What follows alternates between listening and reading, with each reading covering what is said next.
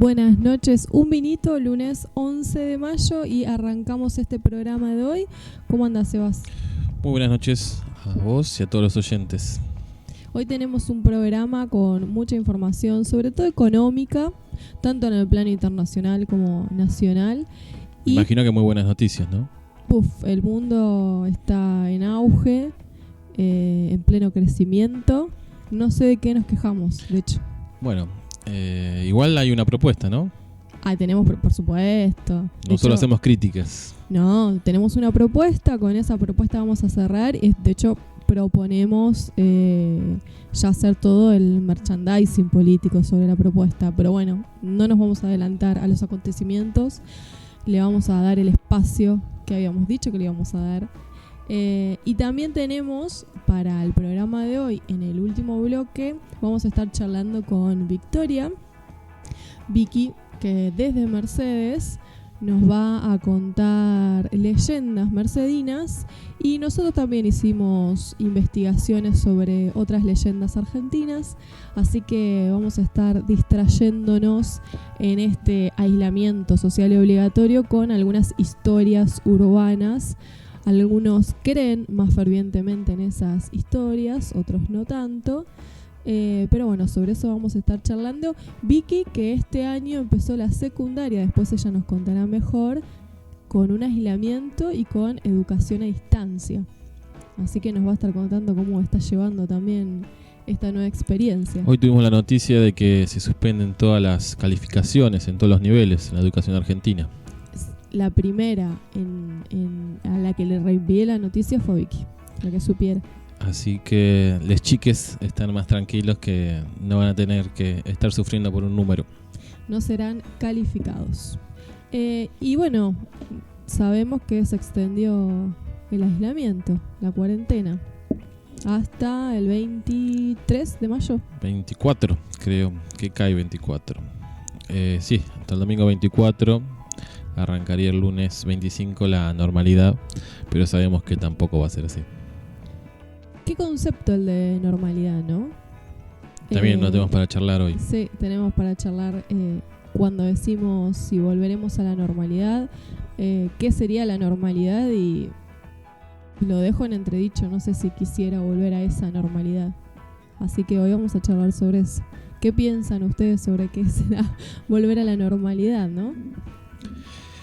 Tenemos una noticia hoy del diario Clarín que nos dice que hay una interna entre Cristina y Alberto, y una de las causas de esta interna es la extensión de la cuarentena. ¿Hasta cuándo extenderla? Y Clarín dice que Cristina es partidaria de que estemos encerrados hasta agosto. Yo también, Vos también estás. Soy partidaria de que estemos encerrados hasta agosto, septiembre, hasta cuando sea necesario. Bueno, veremos hasta cuándo tenemos esta encerrona. Se han abierto algunas actividades. En Capital Federal los niños van a poder salir a tomar un poco de aire los fines de semana, ¿no? Bueno, en Mercedes pueden dar la vuelta al perro. Y también se abrieron algunos comercios directamente de venta al público, ¿no? Con envíos a domicilio, pero está organizado por días en la semana. De repente, no recuerdo, pero de repente los negocios de ropa lunes y miércoles abren, y siempre con un protocolo que tienen que cumplir. Acá Emma dice que no está de acuerdo con la extensión de la cuarentena. Ella quiere salir, ser libre, romper el alambrado y poder correr.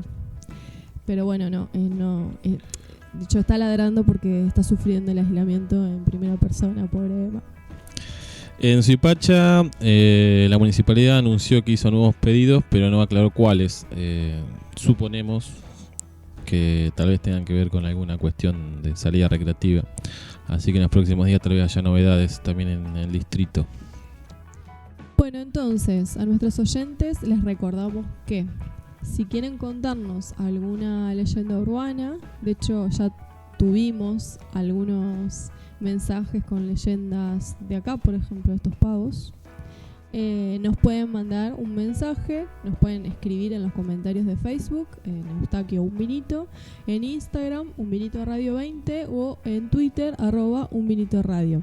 En cualquiera de nuestras redes también tenemos Telegram, mirá cómo me acordé. Muy bien, canal de Telegram que nos buscan como Un Vinito.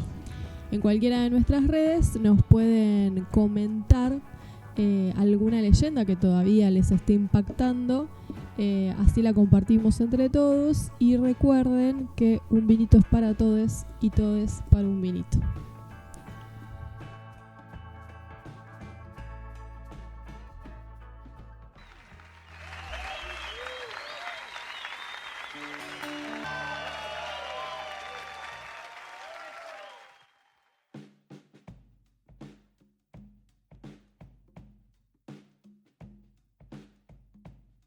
Volvimos después de haber escuchado Rezo por Vos de Charly García, dedicado a Luis Alberto Spinetta. Un pedido que nos había quedado del último programa, que nos había hecho el amigo Luis, que le mandamos un abrazo si nos está escuchando.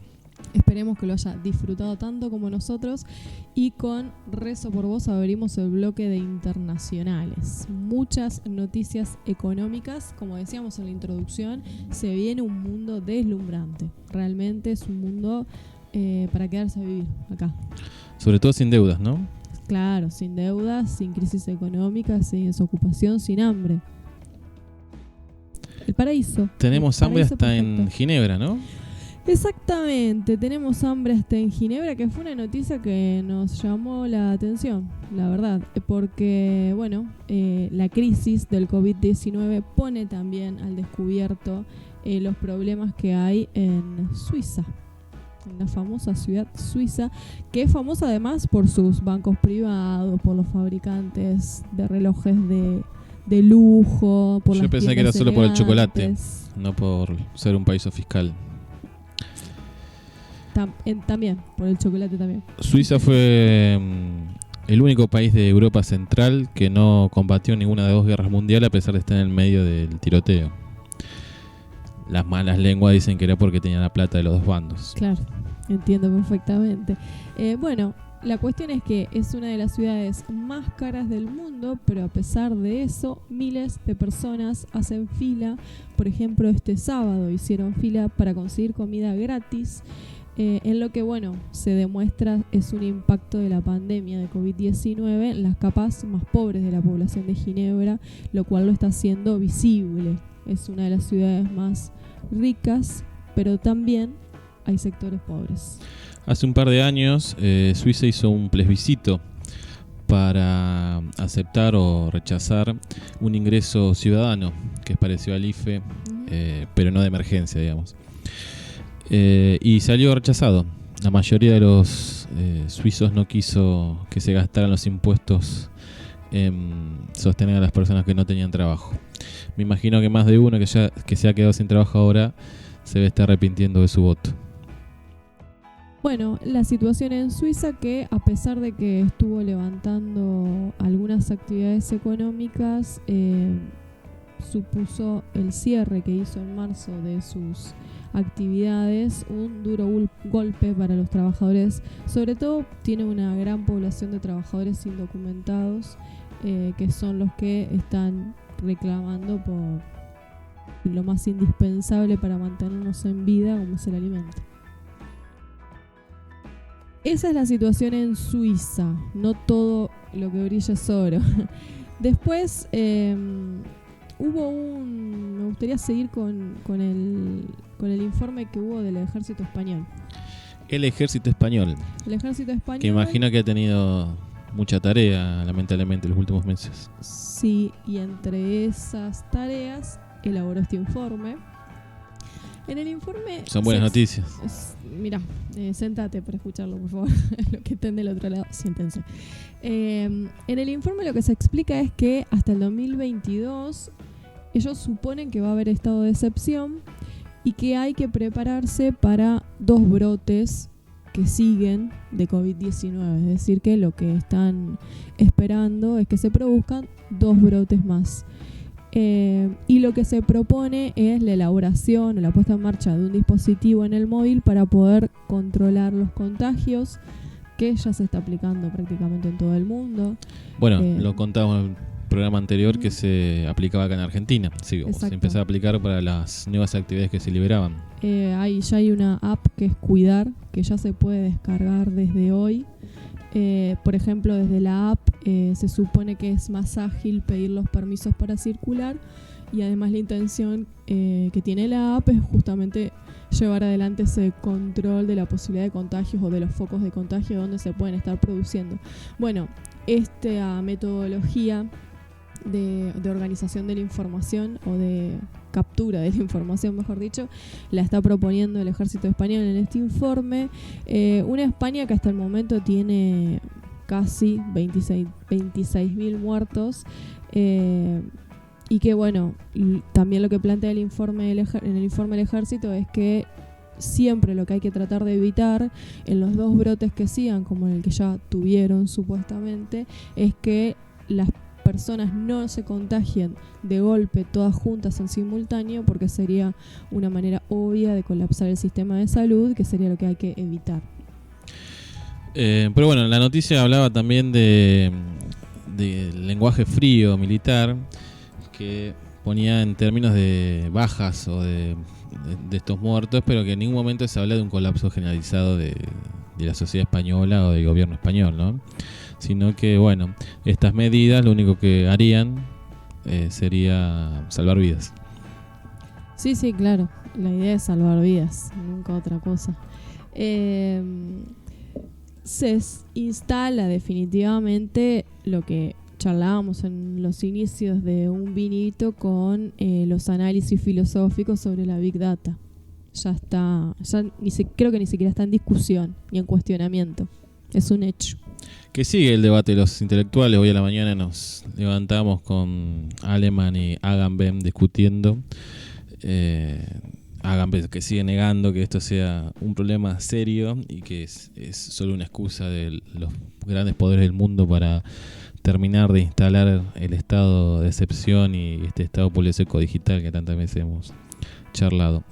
Y bueno, Aleman, sabemos que es de cuna peronista, discutiendo este día y que son medidas excepcionales de corto plazo justamente para salvar vidas. Una de las preocupaciones está también en Estados Unidos, no solamente por la gran cantidad de contagios y de fallecidos y el colapso que también tienen en el sistema de salud por el COVID-19, sino porque suponen los investigadores que luego de la crisis del COVID-19 lo que se podría generar es una ola de suicidios que se provocan como consecuencia en realidad no solamente del aislamiento, sino del desempleo, del hambre, de la pobreza, digamos, esos factores que ya habíamos hablado en su momento con Rodrigo y Micaela, que nos asesoraban sobre los sueños, pero hablábamos de la salud mental. Esos factores que intervienen en la salud mental podrían tener su expresión en olas de suicidio, que es lo que están suponiendo los investigadores que se podría llegar a generar. Al menos un aumento, ¿no?, en la tasa de suicidio. Bueno, los chicos nos hablaban del síndrome postraumático, ¿no? Uh-huh, que puede desencadenar suicidios. Uh-huh. Sí, hacían referencia a un psiquiatra argentino que estaba en uno de los medios televisivos y que explicaba justamente eso, ¿no? Hacer el aislamiento un hecho traumático, luego del aislamiento podrían sucederse etapas postraumáticas y una de sus expresiones el suicidio. Así que bueno, eso es una nota que si bien está específicamente orientada a investigaciones en Estados Unidos y la preocupación que hay en ese país, bueno, uno podría suponer que está siendo generalizada. Cuando hablábamos del informe de la UBA, de la investigación que se hizo de las expresiones sintomáticas durante el aislamiento, se observaba que los índices de tendencia al suicidio sí habían aumentado durante el aislamiento y esa investigación ya tiene 20 días. Habría que ver en este momento esos datos, si se modifican, se recrudecen o lo que fuera. Me hace acordar cuando hablamos de Durkheim. Sí, el y suicidio. que justamente las tasas aumentan según las estadísticas que había manejado él a principios del siglo XX, sobre todo con la Primera Guerra Mundial, que las personas, una vez que pasa el hecho traumático, en este caso la guerra, en este caso sería la pandemia, se pierde un poco el sentido de pertenencia y eso genera un sentimiento de soledad y angustia muy fuerte que puede desencadenar en el suicidio. Bueno, este estudio, para si quieren darle un cierre a la nota, este estudio lo que se plantea es que en la próxima década, hacen un estimativo en números, y en la próxima década hasta 75.000 personas podrían, lo que ellos llaman, morir de desesperación, producto de la crisis del coronavirus, que como ya sabemos trae acarreado lo que decíamos al inicio: desocupación, pobreza, hambre, digamos, crisis económicas que provocan la agudización de la síntomas de salud desesperación mental. no es en sí por la salud, sino que tiene que ver con lo básico que es comer. Y hablan del aumento de suicidios, de la tasa de suicidios y del abuso de sustancias tóxicas. También hemos comentado pronóstico. el aumento del consumo problemático. Bueno, ¿con qué seguimos? Ya podemos avanzar en las cuestiones económicas, podemos pasar hablando de los síntomas, al síndrome de Kawasaki. Podemos seguir con la cuestión médica, así después nos explayamos en lo económico. El síndrome de Kawasaki se detectó en varios niños, le contamos a los oyentes. Nosotros veníamos con las noticias de que el COVID-19 no impacta. No se le había agarrado con los niños. Exactamente, pero ya se registraron varios casos de... Más de 70 en Estados Unidos y otros tantos en Europa. De niños que como expresión del COVID-19 desarrollan este síndrome de Kawasaki, que provoca inflamación en los vasos sanguíneos. Entonces se producen erupciones cutáneas, inflamaciones en los ganglios, conjuntivitis y problemas cardíacos, pero de los tipos más graves, y eso es lo que está preocupando en el mundo médico en este momento, ¿no? Estos síntomas que se descubren con los niños. Sí, que este síndrome no tiene origen, no se sabe cuál es su origen, y que se hizo famoso cuando murió la hija de John Travolta a raíz de esta enfermedad. Uh-huh. Pero bueno, las primeras impresiones de los médicos es que el coronavirus predispondría a los organismos de los chicos a estar más vulnerables a este síndrome. Y esa sería la complicación. Uh-huh. Creo que también da la pauta de que ayer la escuchábamos a la viceministra de Salud de la Nación y remarcaba con cierto énfasis que el mundo científico, la comunidad científica, está aprendiendo sobre la marcha las consecuencias, las características, el impacto que tiene el COVID-19, que es un virus nuevo y por lo tanto se está conociendo. Y estas noticias dan la pauta de la novedad del virus y de cuánto todavía falta aprender y por descubrir. Y que por lo tanto en este contexto, si hay algo que sí se sabe y hay certeza, es que ante la gran efectividad que tiene en el contagio, el aislamiento por el momento es lo mejor que podríamos hacer. Noticias económicas internacionales. Pasamos a lo económico. Bueno, ¿por dónde arrancamos? Tenemos una nota que salió en el Cronista, que en realidad comenta una nota de Financial Times sobre las deudas que ya eran muy grandes antes de la crisis, y que con la crisis parece que vivan las deudas, una cosa así, ¿no? Como síntesis de lo entendido. Sí, habla de que las empresas están borrachas de deuda. Exacto, sí. Bueno, lo hemos discutido y a mí me cuesta entender un poco esta cuestión de endeudamiento de las empresas, ya es que tienen ganancias. Entonces la pregunta que me hago yo, ¿por qué se endeudan tanto si tienen también tantas ganancias? ¿Por qué no se reinvierte esas ganancias en vez de endeudarte? Uh-huh. Pero bueno, por ahí tiene que ver con un pensamiento muy de economía doméstica.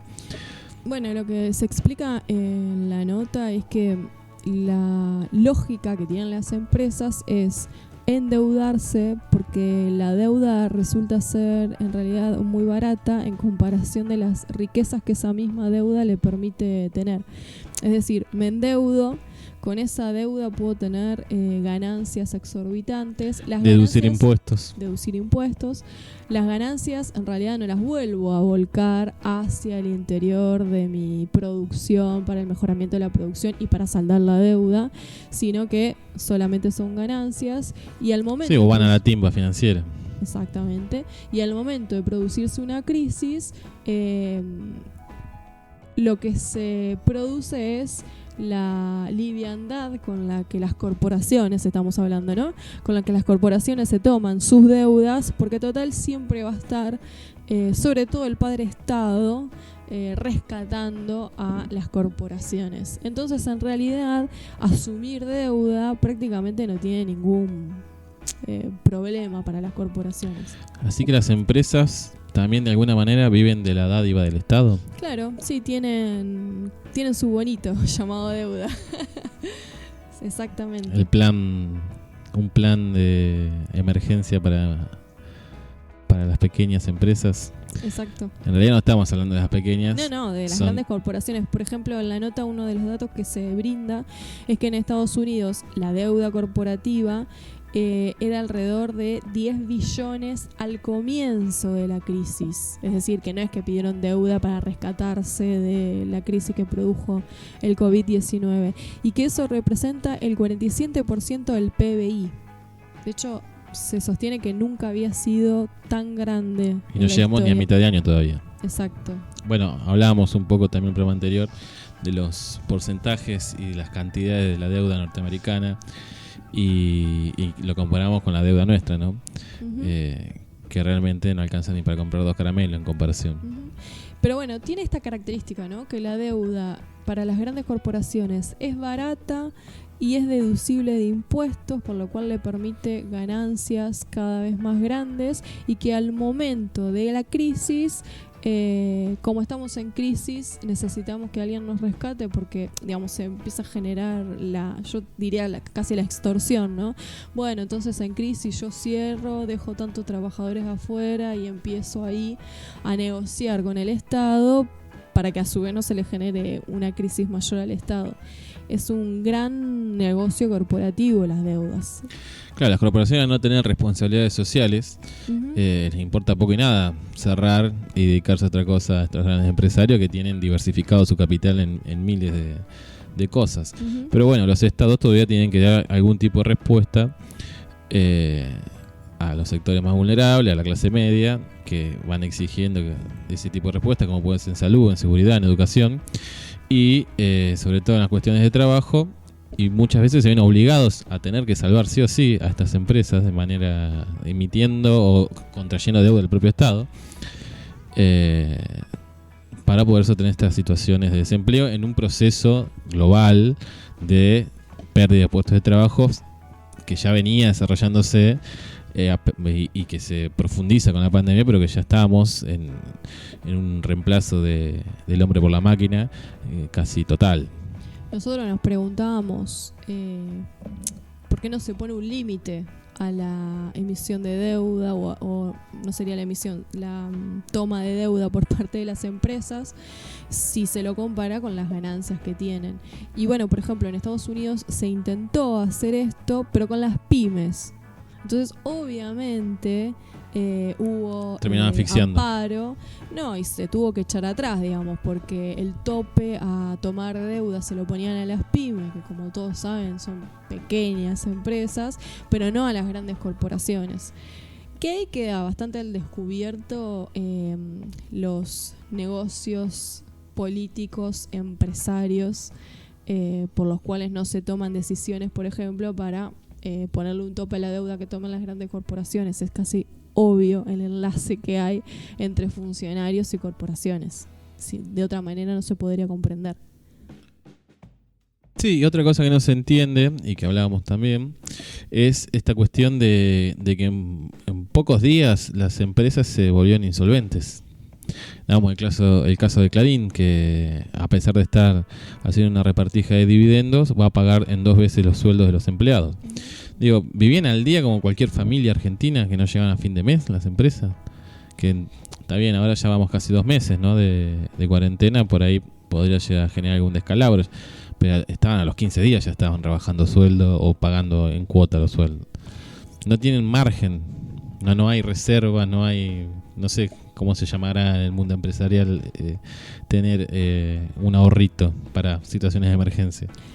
Lo que también uno puede pensar o analizar en situaciones como estas es cómo la lógica capitalista se aplica obviamente en esta situación, donde lo que no se reparte entre los trabajadores son las ganancias, porque cuando las corporaciones o las empresas tienen ganancias descomunales, no hay repartija de ganancias, que dicho sea de paso son riquezas que producen los trabajadores. Que en el caso de Argentina está en la Constitución. El artículo 14 bis plantea la repartija, como decís, de las ganancias de cada una de las empresas con sus trabajadores. Cuando hay crisis, sí se reparte la miseria entre los trabajadores. Hay que poner el hombro. Exactamente.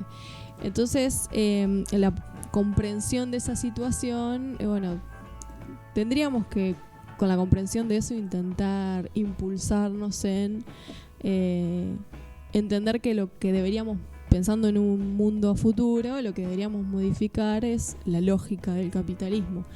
Entonces, que se distribuyan las ganancias, básicamente, ¿no? Bueno, tenemos una propuesta para eso. Exacto, sí, tenemos una para propuesta. Cambiar la lógica del capitalismo. Uh-huh. ¿Cuál es la propuesta? La del Green New Deal. Exactamente. ¿Qué es esa propuesta del Green New Deal? Que está nuestro amigo Chomsky, que fue uno de los primeros que nombramos en un vinito. Sí, Noam Chomsky, después varios intelectuales como Naomi Klein, que están impulsando una internacional progresista, cuyos lemas básicamente ya los conocemos todos. Me encanta la idea, de hecho sería militante del Green New Deal. ¿No íbamos a anunciar eso? Exacto, próximamente en los mejores cines. No, la militancia del Green New Deal, pero que lo conocemos todos, digo, porque son las ideas que uno conoce como socialistas. Exactamente. Nos llamaba la atención que se llamen Green New Deal, pero bueno, entendemos que por ahí que tal vez sea un nombre más marketinero, para evitar justamente los fantasmas del comunismo, el socialismo. Hoy si estamos teniendo marchas en contra del comunismo. Por eso, fue tan dura la historia con el pensamiento socialista, las izquierdas, que bueno, hoy el rechazo hacia el socialismo, comunismo o todo lo que implique redistribución de la riqueza, más a los errores no forzados, digamos, los errores propios de las experiencias socialistas que han existido, hace que ahora sean casi mala palabra. Entonces le tenemos que poner otro nombre. Pero podemos nombrar algunos de los pilares de la propuesta del Green New Deal, que es consolidar el sistema de salud pública, recuperar la calidad del sistema público de educación y fortalecer el sistema científico técnico. Control estatal de las finanzas. Control del comercio exterior también por parte del Estado. No me quiero imaginar a Cargill leyendo este tipo de noticias, ¿no? La defensa del agua. Está muy presente también la cuestión ambiental, esto que hemos hablado desde el principio, y cómo el coronavirus tal vez sea también una expresión del límite ambiental en el que nos encontramos. Bueno, de hecho, el informe, uno de los datos que arroja es que se estima que para el 2050, sobre una población total de 9.000 millones, 7.000 millones de personas padecerán escasez de agua. Casi todos. Exacto. Vamos a tener una vejez dura, un poco angustiosa, ¿no? Bueno, sumado a las miserables jubilaciones. Yo no sé qué pensarán los que nos están escuchando, pero yo escucho esa cifra y lo primero que pienso es, si ya sabemos que va a ser duro, hagamos... Sí, es un informe de Naciones Unidas, momento, claro. No es un informe de una conspiración o de de una interpretación. No, es un informe oficial de Naciones Unidas que tiene esa previsión para el 2050. Por eso digo, es este el momento. Es este el momento para militarla y no estar esperando que después de la pandemia vengan los gobiernos autoritarios, como algunos vaticinan. Bueno, tratemos de hacer otra cosa porque... Estos intelectuales también lo advierten, que si no hacemos algo, la salida va a ser nuevamente por el autoritario, ¿no? Bueno, otra cosa en la que nos propone es la reconversión energética y la reorientación de producciones contaminantes, ¿sí? Basta de fósiles, basta de petróleo. Exacto. Desarrollo de industrias públicas en el sector ferroviario y naviero. Parece mentira, ¿no? Políticas de finales del siglo XIX. Políticas públicas y llevadas adelante por los conservadores en nuestro país, ni siquiera con ningún gobierno revolucionario. Reducción de la jornada laboral y recalificación de trabajadores en áreas de avanzada con salarios dignos. Bueno, esto muchos sectores vienen reclamando, que se haga lo mismo que se hizo a finales del siglo XIX, que pasó de 16-12 a 8 la jornada. Y entonces de esa manera más personas pudieron trabajar en la misma cantidad de trabajo, digamos. La diferencia que en ese momento les convenía a los patrones porque se aumentó la productividad. Al haber personas más descansadas y un poco mejor pagas, trabajaban mejor. Hoy no sé si hay margen para aumentar más la productividad, además que la mayor productividad está anclado a la tecnología hoy en día, no a la mano de obra humana. Así que no sé cómo se podrá aplicar esto para convencer a los dueños, ¿no? Obviamente que a los trabajadores no hace falta convencerlos. Bueno, pero si habría participación del Estado en las empresas, no habría que convencer a nadie. Bueno, tiene que ver con esto del control del mundo financiero. Y ¿cuál era el punto que hablaba del...? Al principio, acá cuando hablaba de recuperar el sector público, tanto en lo científico como en lo técnico, ¿no? Acá un oyente ya estaba preguntando dónde nos podemos afiliar. No sé si estaba en esta nota directamente o lo habíamos buscado en otra. Ya te digo. Tenemos un link, Tenemos un link para todos los que se quieran afiliar. Y de hecho, desde hoy nos podemos anotar desde hoy, lunes 11 de mayo, nos podemos anotar. Y bueno, y hacemos pública que un vinito se adhiere a la propuesta del Green New Deal. En esta iniciativa que está avalada por más de 40 intelectuales, nombrábamos recién a Chomsky, a Noemí Klein, que impulsan esta internacional progresista. Noemí Klein, que usó nuestro país como pilar de su tesis para criticar el neoliberalismo y lo que es la teoría del shock, ¿no?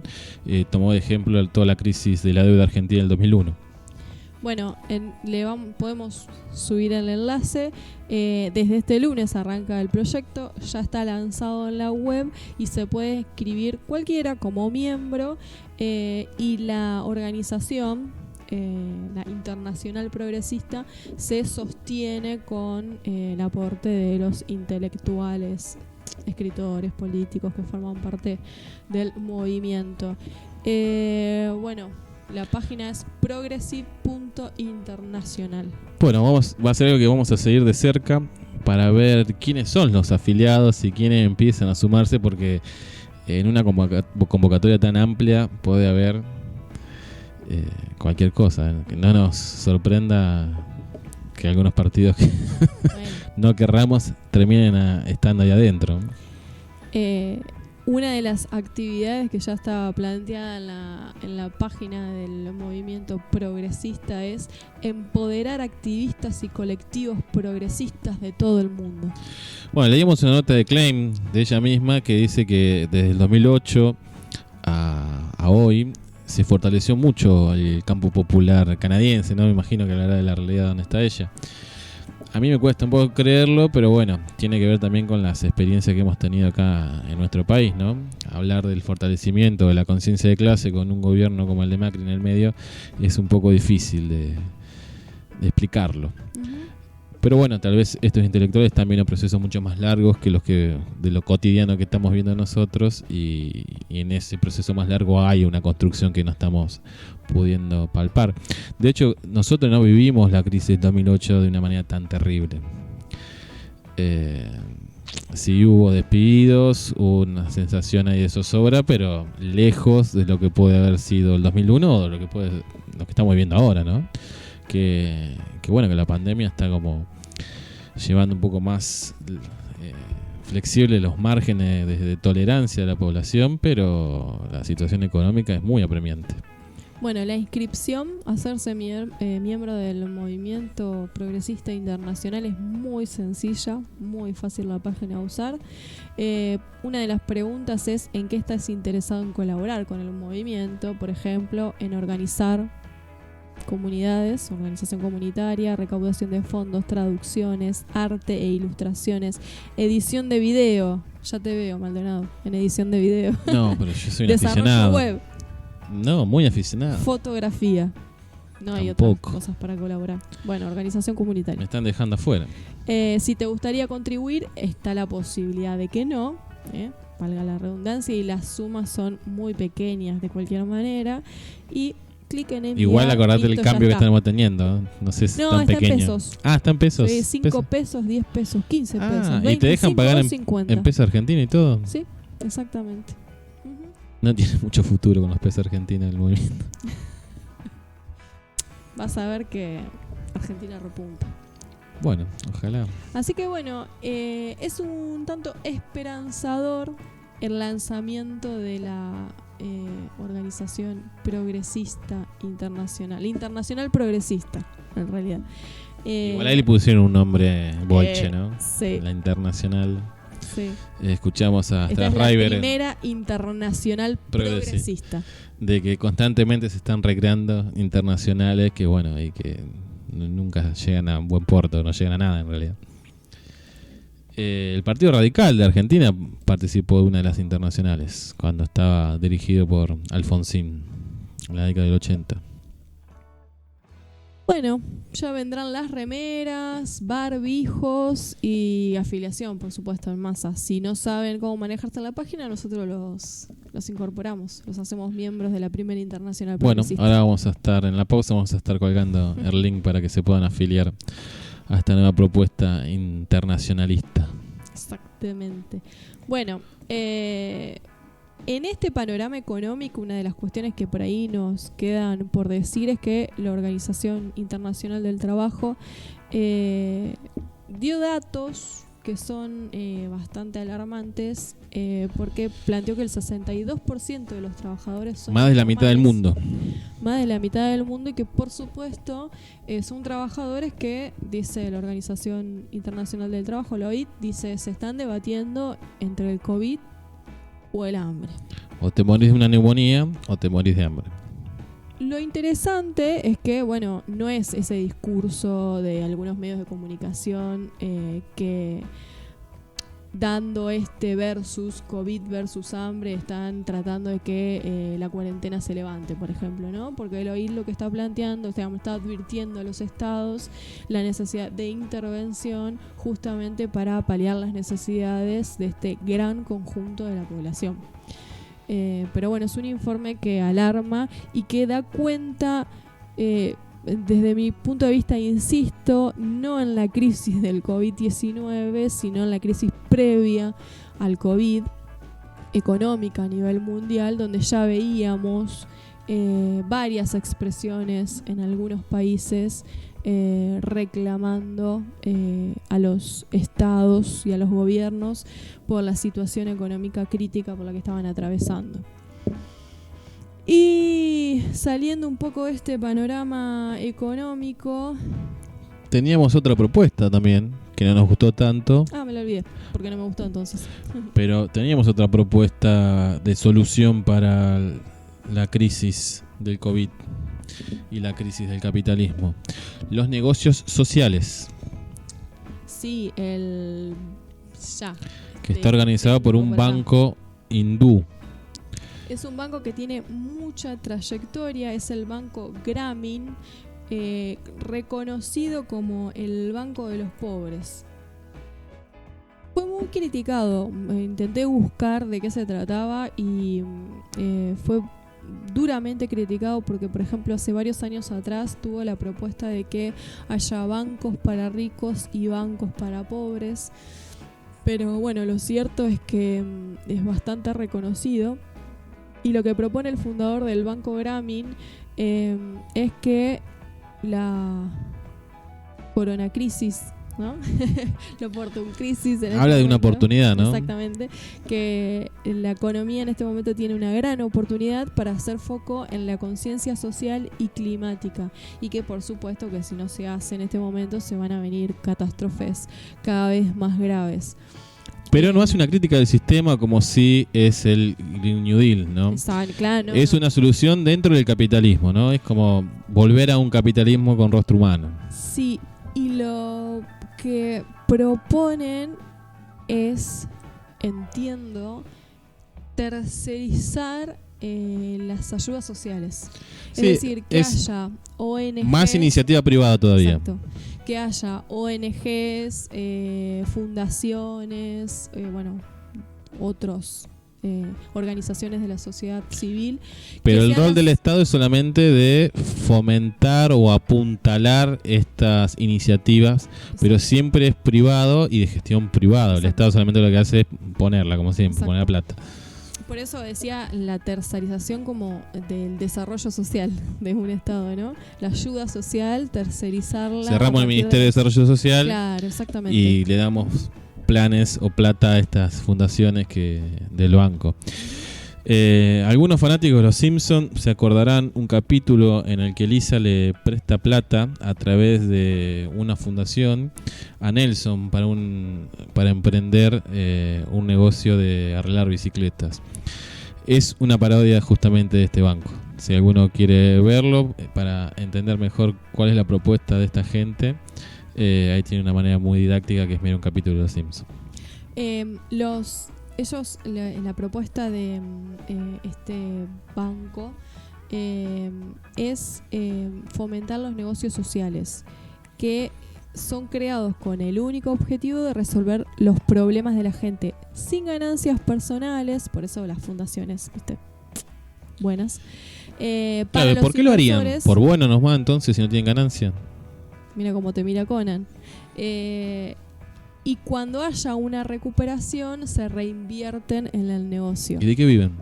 Me pareció muy interesante que a los que participan de esos negocios sociales, o sea, a la población pobre, los llaman emprendedores. No son desocupados. No. Son emprendedores en potencia. Tampoco son explotados por el sistema capitalista, son emprendedores. De ahora en más cambiamos la lógica con la que miramos la pobreza. Sí, me pareció bastante horrible la propuesta de este banco de la salida de la crisis del COVID. Me parece que es más de lo mismo, que le dan un lado de cara y otra vez te vuelven a poner el neoliberalismo al palo. Bueno, de hecho aclaran, ¿no?, que bajo ese programa de reconstrucción los gobiernos pueden financiar la compra de empresas por parte de los negocios sociales o asociarse con empresas en dificultades para reconvertirlas en negocios de este tipo, o sea, negocios sociales, y dónde se va a encontrar a los... Ya la palabra se ruido, el concepto se ruido, ¿no? Si hay un negocio, ¿cómo puede haber una parte social? Social entendida como sensibilidad o solidaridad, ¿no? Y lo extraño es que se preguntan ¿dónde vas a encontrar a los que quieran invertir en estos negocios sociales que supuestamente no te dan ninguna ganancia? La respuesta es, están en todas partes, son como las cucarachas. Esa parte es mía. Pero dice, pero no los vemos porque los textos de economía que manejamos no reconocen su existencia. Es decir, que se está basando esta propuesta en la idea que hay un montón de personas en el mundo con ese ímpetu solidario, con esas ganas de emprendedurismo social, de inversión, de organización sin fines de lucro. Bueno. Me hace acordar un poco lo que comentamos el programa anterior que estuvimos mandando por el canal de Telegram de que había que tener cuidado con ciertos movimientos políticos que se presentan como anti-elite o anti-establishment, y esto me suena un poco a eso. cuando en realidad son también parte de la élite del establishment, pero que están disputando un poder con otro sector también del mismo lugar, ¿no? Y usan de excusa o se tratan de emparentar con los sectores populares, con los pobres, para lograr este objetivo. Pero no hay ninguna realidad en querer mejorar la situación de estas personas. De hecho, están sugiriéndole a los estados que ya empiecen con esta idea del negocio social, porque eso les daría como un colchón sobre el cual aminorar el impacto después de la crisis del COVID-19, y también medio como amenaza que si esto no se hace, la crisis después va a ser muy fuerte y no vamos a poder escondernos de la furia de la madre naturaleza. Signo de pregunta entre paréntesis. ¿Qué tendrá que ver? O sea, sí, nosotros podemos hacer la concatenación de conceptos, naturaleza o recursos naturales, modo de producción, pobreza, ganancias. Lo podemos hacer perfectamente. Ahora, ¿qué enlace quieren hacer acá? No sé, porque hasta la explicación de todo el negocio social no se plantea lo de la naturaleza. Sí, como vos decías hoy, no hay una crítica al modo de producción. Y aparte es crear como nuevas entidades o nuevas formas cuando hay ya instituciones que resuelven este tipo de cosas, que son justamente los estados, en más medida o menor medida. Pero todos los estados tienen cierta estructura de salud y educación y seguridad pública.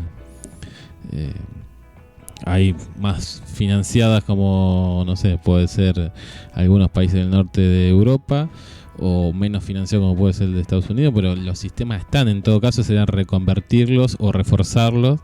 Pero ¿por qué crear nuevas fundaciones y nuevas para los negocios sociales, ¿no? Bueno, pero está más que claro que no es el Estado la solución, ¿no? No es por ahí por donde se plantean estos funcionarios, banqueros, emprendedores, por donde tiene que ir la solución a una crisis económica. No es el Estado interviniendo en la economía. O sí, en la medida en que... Sí, pero como un financista, dádiva, ¿no? Exacto, exactamente. Como alguien que capitaliza, pero que después no se lleva ningún provecho de eso. Así que bueno, es lo que hablaba. Grameen es Green New Deal. Exactamente. No se confundan, ¿eh?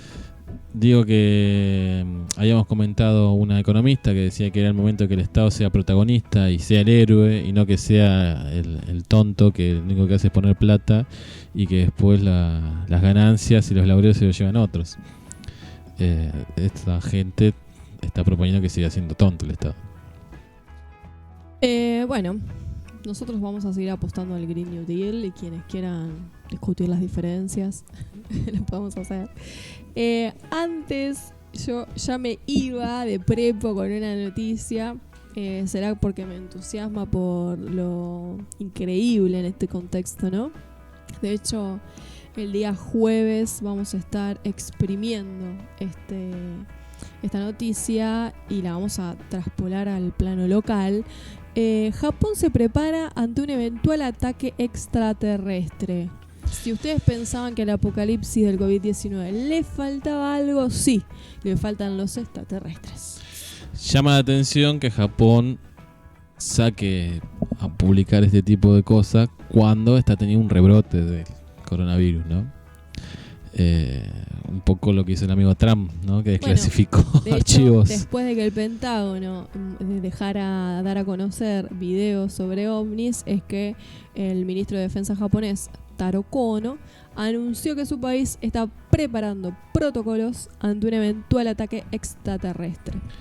Pero bueno, como los argentinos estamos siempre un paso más allá de todo, en 2011 creamos una comisión dentro de la Fuerza Aérea para investigar casos de posibles contactos extraterrestres, pero la vamos a dejar ahí y el jueves vamos a desarrollar y vamos a estar contando casos y las conclusiones que saca esta comisión, que año a año presenta un informe.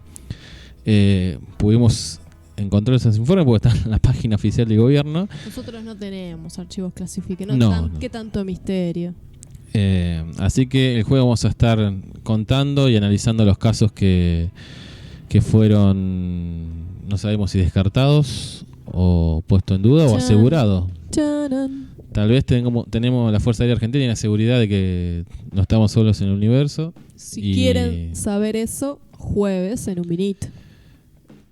Pero bueno, los gobiernos del primer mundo están demostrando que hacen agua por todos lados, ¿no? Sí, además, ¿sabés lo que dijo el ministro de Defensa japonés? Honestamente, no creo en los ovnis, pero bueno, tenemos que poner a trabajar al Ministerio de Defensa y ya los pusimos a identificar y a controlar avistamiento de aviones de procedencia desconocida. Y muy buena el razonamiento de este muchacho, de que ya entiende que va a ser agresiva el contacto, ¿no? Si vienen seres de otro planeta van a venir a atacarnos. Por eso hay un protocolo militar. No hay un protocolo de una comisión de derechos humanos o de cultura, de artistas. ¿Le podríamos sumar a la plataforma del Green New Deal por el derecho a toda vida terrestre y extraterrestre? Sí, primero solucionemos la de acá y después sumamos a otra. Bueno, pero no me parece un dato menor. Bueno, podemos charlarlo. Si una vez que nos afiliemos podemos tener contacto de alguna manera, imagino que algún mail debe existir. A ver si se puede discutir en la plataforma. Vamos a proponerlo para que se sume a la plataforma. Lo podemos charlar también el jueves, a ver qué opinan los oyentes, pero no me parece mal. Siempre esta actitud aguerrida de que los extraterrestres no van a atacar. Y cuando podamos tener nuevamente a Aníbal, también le vamos a consultar sobre esta cuestión del gobierno japonés y sobre la Comisión Argentina. Me imagino que él estará en conocimiento de eso, así que estaremos charlando también y cuál es su opinión sobre estos posibles contactos. Bueno, muy bien. ¿Nos queda alguna noticia en el tintero? Diría que no, que hemos atravesado por todas las noticias internacionales. Bueno, pasamos a un tema musical entonces. Muy bien, nos vamos a una pausa y enseguida volvemos.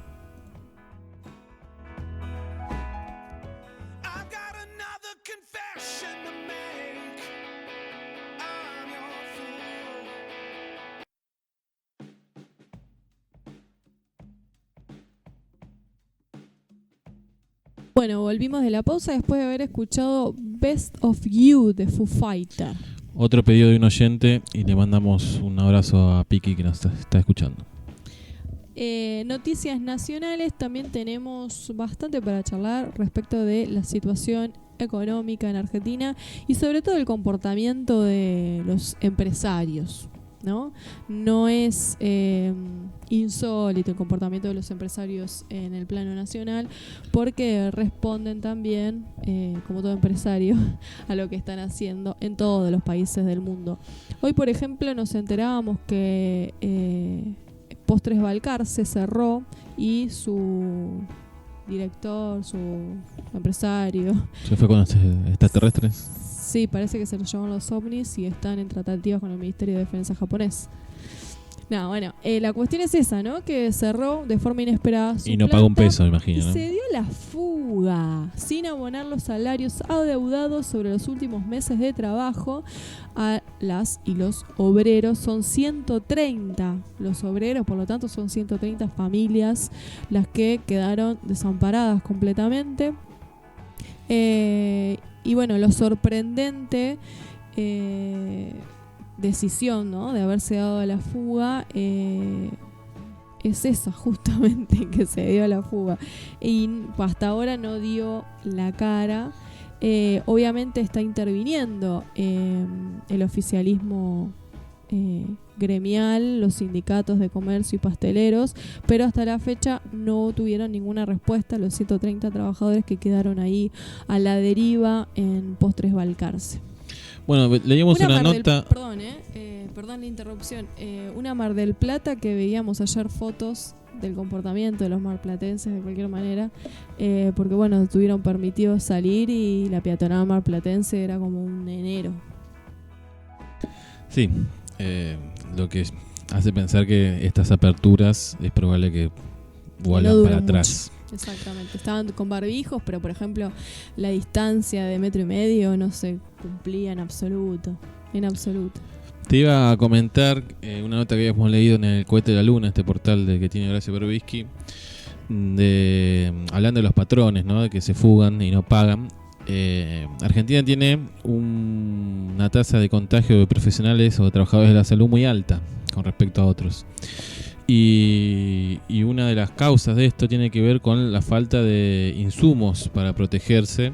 De hecho, la mayor parte de los contagios de los trabajadores de la salud son en entidades privadas, donde los controles y los protocolos son un poco más laxos porque significan un gasto. Y entonces si lo sacamos tenemos más ganancia. Estamos siempre dando vueltas en la misma lógica desde que hablamos de que arrancamos el programa, no hoy sino en marzo, ¿no?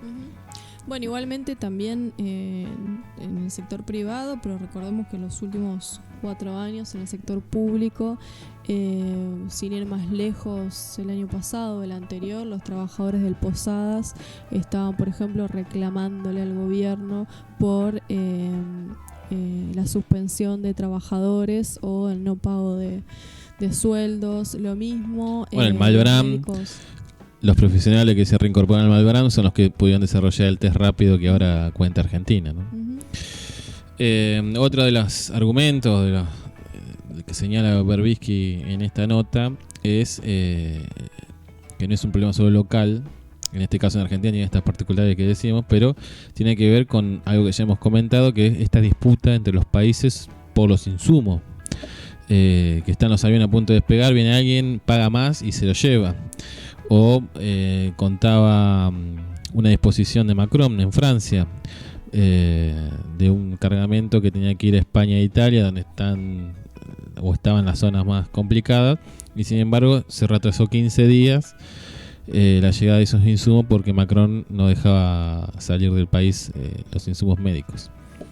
Así que no es solo también un problema de las características locales de cada país o de cada sistema de salud, sino que tiene que ver con una cuestión de la geopolítica y cómo se están moviendo las grandes potencias para poder apropiarse de todo lo que tenga que ver con los insumos para la lucha contra el coronavirus. Lo importante de la soberanía, ¿no? En esos casos, por ejemplo, cuánto de importante es que investigadores del CONICET hoy, digamos, hayan en estos días diseñado test rápidos para poder utilizar ahora durante la pandemia COVID-19.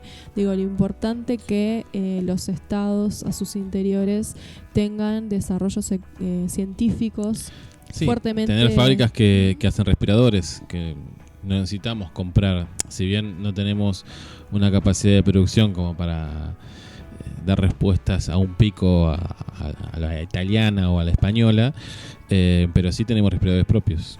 Si el resto del mundo no nos quiere vender, nosotros podemos producir más lento, no tal vez de los mejores estándares internacionales, pero tenemos. Bueno, que ese de hecho es uno de los problemas, ¿no? Que a veces no responden a esos estándares internacionales y por eso la disputa por los Sí, habíamos analizado una nota de Perú y de Uruguay que tenían también desarrollos de modelos de respiradores que dejaban algunas dudas, ¿no? Si iban a poder dar respuesta o no a las terapias intensivas de cada uno de los países. Bueno, la salud pública forma parte de nuestra plataforma del Green New Deal, así que ahí eso apostamos. No va a existir más la salud privada, claro, si el mundo cambia realmente. Hablando de las actitudes de los empresarios, estábamos viendo como en Argentina hay varias empresas, y ya lo veníamos hablando en programas anteriores, en un vinito, como algunas empresas están recortando salarios. De hecho, el acuerdo que hubo es el recorte del 25% del salario en los trabajadores, que van a percibir, por lo tanto, solo el 75% de su sueldo. Y esto que hablábamos en el blog anterior, ¿no? Cómo el Estado tiene que salir a solventar una crisis privada para, obviamente, dar respaldo a sus ciudadanos en su responsabilidad ética y moral de dar respaldo a sus ciudadanos, pero ¿cómo es la lógica del capitalista, ¿no? ¿Cómo es la lógica del empresario? Las ganancias no se distribuyen, y en épocas de bonanzas las ganancias no se distribuyen, pero sí se distribuyen las miserias. Cuando no se puede, acá tenemos que achicarnos todos. Bueno, decíamos que todos unidos estábamos peleando contra el coronavirus hasta que se quiso cobrar un impuesto a la riqueza, por única vez. Ahí se terminó y la grieta apareció con toda su ferocidad nuevamente, ¿no? Hasta convocar una marcha para pedir que se termine la cuarentena. Creo que ese es un muy buen ejemplo para explicar por qué estos acuerdos de rebajas salariales, ¿no? Porque tenemos una población que tiene una fuerte resistencia a cobrar al 1% de la población más rica un impuesto por única vez, que además es ínfimo en comparación de las riquezas que tiene, que producto de eso empezaron los cacerolazos o las intenciones al menos de cacerolazos, y que por lo tanto es un Estado que en medio de una crisis sanitaria como la del COVID-19 tiene que dar respuestas también políticas a esta situación y a la presión que generan los empresarios, y que por estas razones los acuerdos de rebaja salarial no es momento, uno podría pensar, porque no hay la suficiente espalda política para plantearle, muchachos, ustedes tuvieron ganancias, fíjense cómo van a ser ahora. Sí, que la discusión de fondo tendrá que ser una reforma tributaria estructural en Argentina, porque lo dijo hasta la primer ministra alemana, de que en Argentina pagan pocos impuestos los ricos. Imagínense, ¿no? Ya lo hemos dicho, ¿no? Si un impuestito como el que se quiere cobrar genera semejante resistencia, imaginemos qué puede pasar si hablamos de transformar realmente la base tributaria y hacerla mucho más eficiente de lo que es hoy en día. Por ende, van a tener que pagar más estos 10.000 argentinos que tienen miles de millones de dólares. Bueno, así que la situación en Argentina también es delicada porque contamos con millones de asalariados formales del sector privado que han sido suspendidos, en muchos casos obviamente de manera forzosa, producto de las restricciones sanitarias, y en los casos en los que no fueron suspendidos tienen una reducción salarial que en este contexto es demasiado importante. De hecho, el acuerdo también es que el Estado cubra el 50% de los salarios. Claro, entre la rebaja y entre lo que paga el Estado, estarían pagando solo un 25%, y algunos dicen que no pueden pagarlo tampoco. Exactamente, esa sería la cuenta. Por eso yo decía, ¿cómo vivía esta gente? Vivía al día 30 con el 10 pesos para comprar pan el último día. A mí me cuesta creer un poco esa parte. Bueno, pero son las presiones de los empresarios para no desligarse de sus ganancias. Es la lógica del capitalismo. Claro, y el tema acá es que no se quiere perder un centavo. Es como que el margen de ganancia es ese y eso se tiene que mantener inmutable, y después todo lo que cambia es el resto de las variantes. De hecho, no le están pagando a los proveedores tampoco. No están pagando nada. Ni los sueldos, ni a los proveedores. No. O vivían muy al descubierto. No tenían nada propio. En el blog anterior de algún modo la oportun crisis, digamos, que también saben aprovechar los empresarios. Saben que el rescate va a llegar. Claro, exactamente. Las ganancias no se van a desestimar nunca, no se van a poner en juego ni por casualidad, porque el Estado va a intervenir, porque justamente lo que tiene que hacer es resguardar en definitiva a sus ciudadanos, que aunque no sean sus empleados, son sus ciudadanos, son por los que tiene que velar. Por lo tanto, en su responsabilidad y que los políticos, para seguir estando en el Estado, tienen que ganar elecciones y la gente lo tiene que votar. Entonces no podés dejar al 60% de la población sin trabajo. Pero bueno, esperemos que para más adelante haya una fuerza suficiente como para poder poner en cuestionamiento, por ejemplo, reformas tributarias. Eso sería el escenario ideal para que en situaciones como estas no estemos discutiendo el salvataje que siempre tienen que tener las empresas del sector público. Sí, sería el puntapié para empezar a enderezar el rumbo de la Argentina. Que el Estado cuente con los recursos necesarios para desarrollar, como decíamos, la salud, la educación, no hay otra manera. En una actitud muy similar, conocíamos la situación en Necochea de las cerealeras que tuvieron, de hecho tienen en un este récord. Contexto, incluso En medio de la pandemia. ya antes de la pandemia tuvieron un acumulado de 2,5 millones en toneladas de exportación, por lo tanto tuvieron mucha ganancia. Y también hay que aclarar que los precios internacionales están bajos de los commodities, pero bueno, en términos de insumo, digamos de grano, es récord. A pesar de eso, no pagan los impuestos a los municipios. No pagan nada. No pagan El nada. kiosquero paga tasas municipales y Cargill no. Exactamente. Es insólito. Hubo en el municipio de Necochea un proyecto para que obviamente no es cobrarle un impuesto, sino que pagaran la deuda que tienen con el municipio que de una de Necochea. tasa que se derogó hace 2 años, creo. Exactamente. Y bueno, no se aprobó por las disputas políticas. Presentó un recurso de amparo a las pobres víctimas de la cerealera. Exactamente. Que la justicia hizo lugar y falló a favor en primera instancia. Ahí uno lo que puede descubrir es lo difícil de tener una espalda política, porque bueno, el poder económico y el poder político muchas veces van de la mano, y el poder judicial está ahí haciendo de lo suyo al también. mejor postor. Exactamente. Imagino que la cerealera debe tener excelentes abogados y se deben conocer todas los artilugios para haber dado, que se haya dado lugar a su excusa de pagar los impuestos municipales. Pero bueno, las actitudes del modelo económico. Lo que es imprescindible, apostar al Green New Deal. Sin ningún lugar de dudas. Todo estatal. No pagás, estatícese.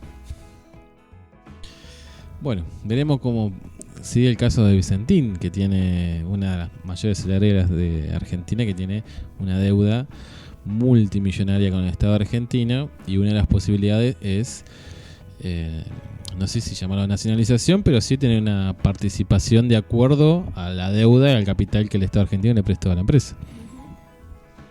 Bueno, hoy empezábamos el programa ya con los datos en Argentina actualizados.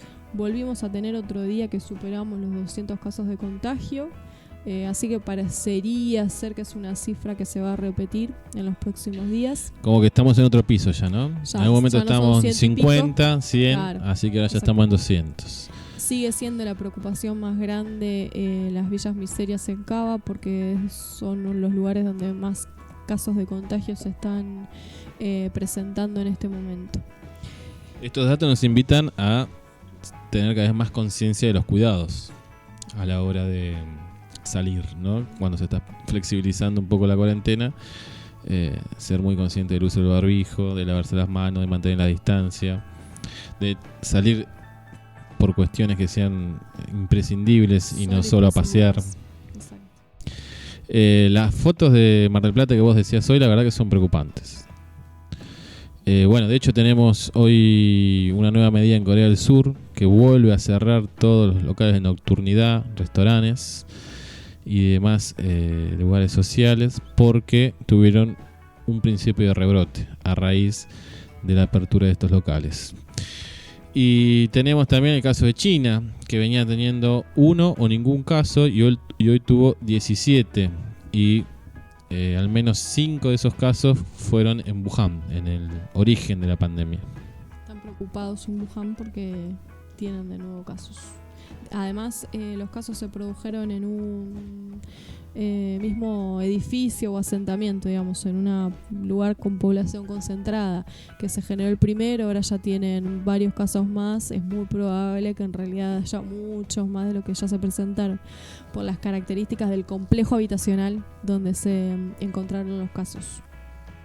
Bueno, para cerrar este bloque, hablando de la importancia de la soberanía científica, una nota que sacaba hoy página 12 de el INTA.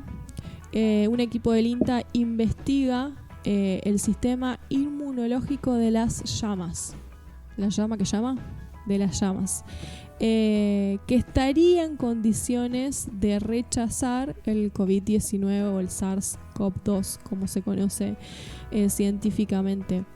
La explicación científica es bastante minuciosa. La cuestión es que las llamas cuentan con nanobodies. Son moléculas muy pequeñas que existen en la naturaleza que les permite reconocer a otras y neutralizarlas. De esa manera se estaría estudiando la posibilidad que las nanobodies que tienen las llamas puedan ingresar a las del COVID-19 y neutralizarlas desde allí. Y de esa manera empezar a generar, ya tener esos anticuerpos y que esos anticuerpos se puedan utilizar para la posibilidad de una vacuna o un ejemplo. Tratamiento, supongo. Exactamente. Lo que explican los investigadores del INTA es que, a diferencia de los humanos, los anticuerpos de las llamas son de cadena pesada, lo que se conoce como cadena pesada, y ello produce una ventaja desde el punto de vista de la ingeniería genética. O sea, ellos pueden trabajar mucho mejor, incluso por las características que tienen sus moléculas o sus anticuerpos. Son moléculas muy chiquitas, del orden de los nanómetros, con lo cual pueden penetrar tejidos y atravesar barreras. Por ejemplo, llegan con facilidad al cerebro o a los testículos, que son regiones generalmente donde los anticuerpos no consiguen acceder, y así es como pueden penetrar en los virus y desarmarlos. Sería la lógica con la que están trabajando, investigando la posibilidad de que puedan penetrar en el SARS-CoV-2, en el COVID-19. Bueno, nos falta descubrir la cura para el coronavirus y ya terminamos de confirmar que Dios es argentino. Sí, y que Parravicini tenía razón. Nos vamos a ir a una pausa. Cuando volvamos tenemos varias efemérides, varias cosas sucedieron un 11 de mayo. Y después de ello vamos a estar charlando con Vicky sobre leyendas urbanas.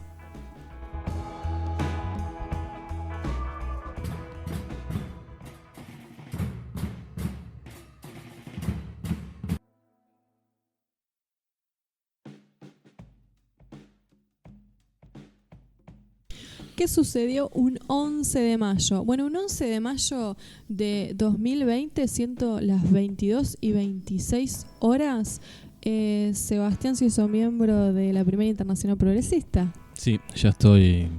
Ya forma parte. Sí, de hecho ya recibí el mail, así que espero que me mantengan al tanto de cómo van a ser los pasos de este gran movimiento que acaba de nacer.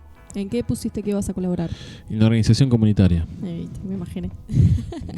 Creo que era más cercano a lo que puedo llegar a ser.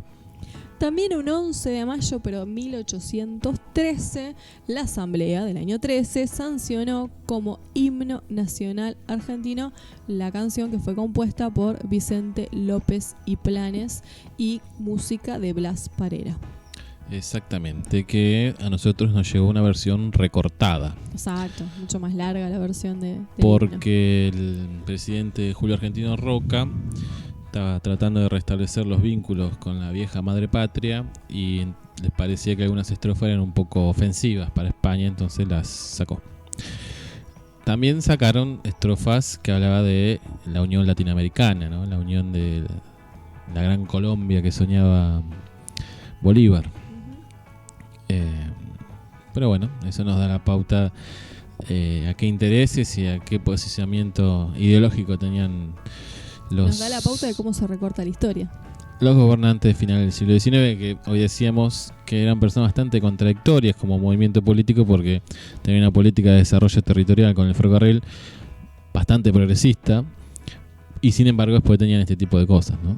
O tenían actitudes de terminar con los vínculos del Estado y la Iglesia, de hecho asentaban las bases, que nunca se terminaron de disolver.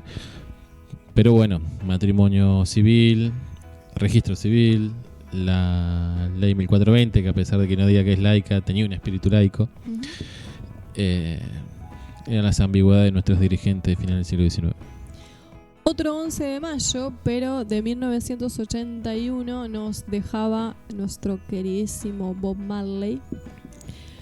Un 11 de mayo de 1984, nada que ver, nacía Abel Pintos en otra situación musical, ¿no? Te iba a decir que en el medio de la pandemia hay una leyenda, y que justo vamos a hablar de leyendas urbanas, de que en las rastas de Bob Marley, después de su muerte, encontraron muchos virus, incluso el virus del SIDA. No sé si será cierto, no lo puedo corroborar, pero me acuerdo de haber escuchado eso. Que su fallecimiento se produce por una infección en un pie, nunca curada. Por su filosofía de vida, sí, conectado con la naturaleza y sin cuestiones artificiales. Exactamente. No tenía ese dato de las rastas de Bob Marley. Podríamos decir que podría haber sido el primer antivacuna, Bob Marley, y se termina muriendo por eso. Bueno, es un ejemplo de que podemos escuchar la música de Bob Marley, pero no sigamos. Vamos a vacunarnos. Exacto. Bueno, por ejemplo, un 11 de mayo de 1904 nacía Salvador Dalí, el gran el pintor exponente del surrealismo, que es cuadros que nos hacen pensar bastante y que son bastante tomados por la filosofía, por ejemplo, para pensar el tema del tiempo, entre otros. Y los sueños. Recuerdo ahora los sueños, recuerdo, ¿no? Se me vienen a la mente algunos cuadros de Dalí. Pero lo que sí queríamos destacar hoy, entre las efemérides que mencionamos, es una... Estamos con un perro con una crisis de llanto. Felipe. No sé qué le está pasando. Déjame adivinar. Es el llorón de la manada, Felipe. Él busca mimitos. Ves que ahí ya está. Relajó. Listo. ¿No? Estará cerca Maya, viste que cuando tiene a Maya se ponen nerviosas. Bueno, si tenemos algún problema técnico, no lo llamamos a Maya por ahora. Les decía, un 11 de mayo de 1974 fue asesinado Carlos Mujica. Nosotros arrancamos este bloque con una canción de León Gieco que justamente se llama Los Guardianes de Mujica. Es una de las canciones claves de su álbum Por favor, perdón y gracias. De hecho, León cuenta en la revista Radar, la revista de Página 12, que fue un tema que compuso con Guro y Los Guardianes de Mujica en un principio eran un rock, pero bueno, pensaban que había que ir transformándolo y terminó teniendo muchos tintes del tango. Y además tiene ritmo de murga, y León cuenta que en un evento, en un ensayo, vio pintado en un bombo Los Guardianes de Mujica, le pareció que era un título maravilloso, y ahí es que conoce la murga de la Villa 31 llamada Los Guardianes de Mujica, que también participan en la grabación de la canción. Y bueno, con esa canción queríamos recordar el asesinato de Carlos Mujica a manos de la AAA. Un sacerdote tercermundista que hoy pensaba que sus palabras bastante antecedieron al Green New Deal, porque si uno lo escucha podría tranquilamente haberse leído o escuchado, mejor dicho, sus entrevistas, por ejemplo, y de ahí haber lanzado la plataforma. Sí, y el compromiso con los barrios populares también del padre Mujica. Recién leíamos una noticia fresquita que lamentablemente nos decía que de 9 hisopados que se hizo en el Bajo Flores, en la villa del Bajo Flores, 8 dieron positivo. Así que es de esperar que en los próximos días la cantidad de contagios en Argentina aumente más de la tasa que venía creciendo. Sí, un Mujica absolutamente comprometido con los sectores populares, que él no tenía ningún pudor en llamar los sectores explotados, y explicaba perfectamente cómo eran explotados. Y hablar de socialismo, ¿no? Exacto, por el sistema capitalista. Está bien, era otra época, todavía la utopía socialista era una opción, la lucha armada era una opción, que hoy en día ya no, por el momento, parece que no. Cómo viene de rápido el mundo no sabemos todavía si no sea nuevamente una opción. Bueno, lo queríamos recordar a Mujica con nada más ni nada menos, con sus propias palabras, con unas entrevistas que fueron conocidas en la época, donde más claro que él mismo para conocer cómo pensaba, y que además nosotros coincidimos plenamente con las palabras de Mujica, más claro que él para nosotros imposible.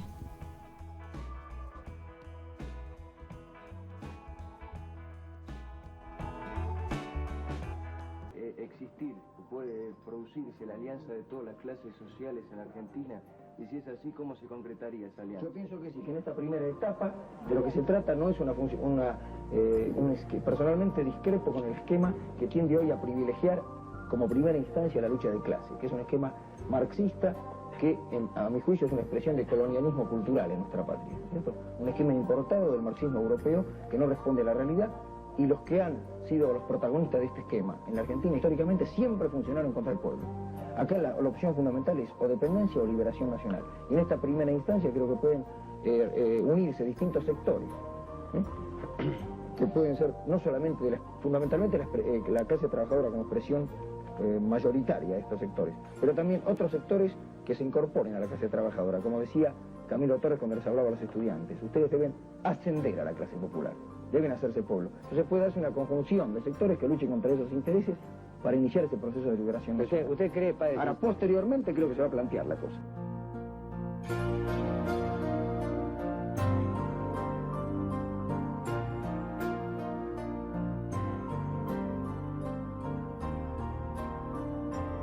Eso es lo siguiente, que hay dos modos de comulgar con el humilde, con el pobre, que es uno de ellos, radical, diría yo, que es asumir directamente la condición de la clase trabajadora, y realmente yo admiro a aquellos que lo han hecho, ¿no es cierto?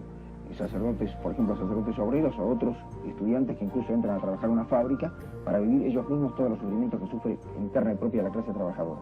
Pero pienso que los que no tienen el coraje o la valentía de hacer eso, los que no lo tenemos, por lo menos tenemos que tener el intento de, por un profundo amor a nuestro pueblo, de asumir a nuestro pueblo con todas sus miserias y sus grandezas, sus pecados y sus virtudes, pero asumir su lucha. Entonces, en la medida que yo asumo esa lucha con él, por amor, me voy haciendo pueblo con él.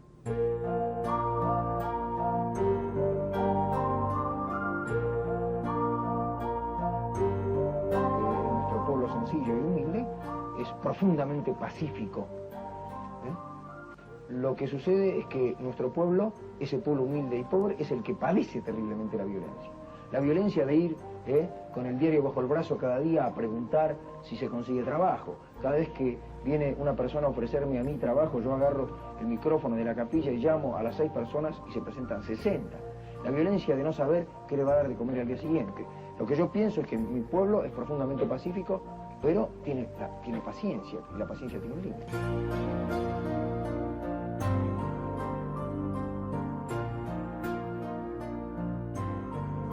En primer lugar, pienso que la palabra patrón y opresor significa lo mismo. En el sistema capitalista, el ser patrón o el ser empresario necesariamente supone la condición de opresor, porque la estructura de la empresa en el sistema capitalista se basa en la explotación del hombre por el hombre. De modo que, así ese patrón se llame peronista o se llame cristiano, lo que fuere, en la medida en que a mí me oprime, yo tengo el deber de luchar no contra él, sino por mi liberación. Yo tengo que sacarle el pie que él me pone encima a mí. No por odio a él, por amor a él. Porque a él le hace mal oprimirme y a mí me hace mal que él me oprima.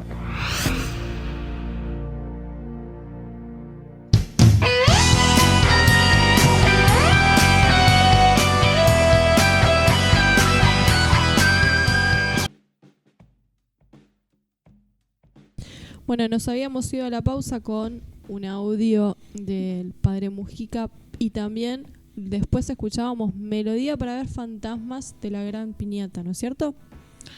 Exactamente. Bueno, ya estamos en comunicación con Vicky desde Mercedes, que fue ella la que nos sugirió la idea de hablar de las leyendas. ¿Cómo andas, Vicky? Muy bien. Contanos cómo se te ocurrió esta idea. Bueno, a mí se me ocurrió porque estaba haciendo una tarea del colegio y se me ocurrió que podía ser un tema que les podía interesar a varias personas. ¿Vos estás cursando qué año? Primero de secundaria. Así que te agarró empezar la secundaria con la pandemia. Sí. ¿Y cómo la estás llevando? Bien, bastante bien. ¿Cómo se organizan con los profes? Y nos mandan tareas y nosotros las tenemos que resolver con una fecha de entrega. Che, ¿te están poniendo nota los profes? Sí, es con nota para, bueno, los trimestres. ¿Leíste la nota que te mandé hoy? Sí, ¿Y? Ya no te van a poner más nota. la verdad, para mí, en nuestro colegio nos van a seguir poniendo notas porque todos ya nos programaron una evaluación. Ah, mira vos, los van a evaluar. Bueno, Me parece que esa escuela necesita un centro de estudiantes. después te asesoramos, Victoria. Para organizar el centro de estudiantes. Bueno, recién empieza la secundaria, pero ya vas a tener un par de años para organizar ese centro de estudiantes. Escúchame, Vicky, contale a los oyentes cuántos años tenés. Yo tengo 12 años, ¿Cuándo cumpliste años? el 1 de abril, En pandemia. sí. ¿Cómo fue festejarlo? En aislamiento. Bien, porque, bueno, aunque no estábamos todos juntos, nos pudimos comunicar por videollamada. Ah, ok. Así que algo pudiste hacer para tu cumple. ¿Recibiste regalos, no es Sí. cierto? Sí, Bueno, yo no. ¿Cómo que No no de recibiste otros, bueno. regalos? No, de otros lugares. No recibí regalos.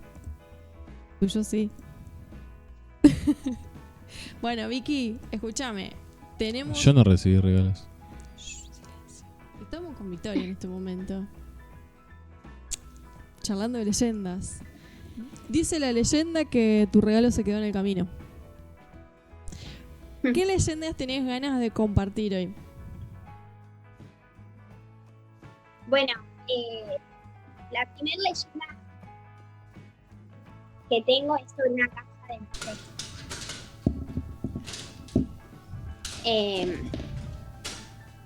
Que está en la esquina de la 14 y 19 frente al Colegio San Patricio. Ajá. Esa hay casa una es casa- tenebrosa. Sí, está cubierta por enredaderas. ¿Y qué cuenta la que- leyenda de esa casa?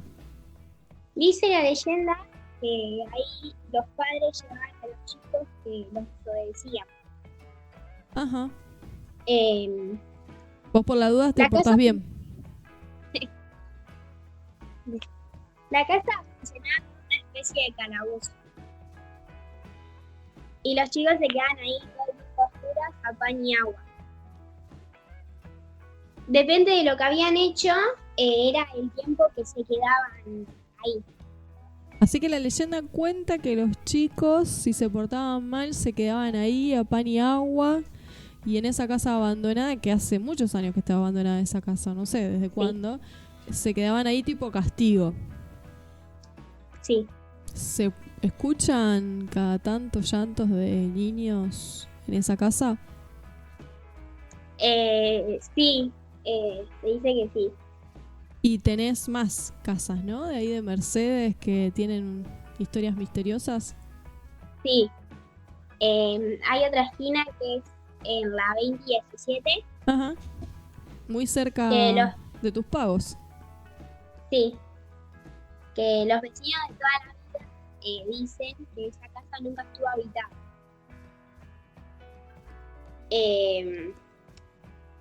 Porque se dice que hay un fantasma que por las noches quiere salir y hace sonar las puertas y las ventanas. Qué raro, porque un fantasma por lo general viste que atraviesa las puertas, Sí, pero este se ve que tiene ganas de molestar. ¿Quién cuenta esa leyenda? ¿Vos escuchaste alguna vez ruidos del fantasma?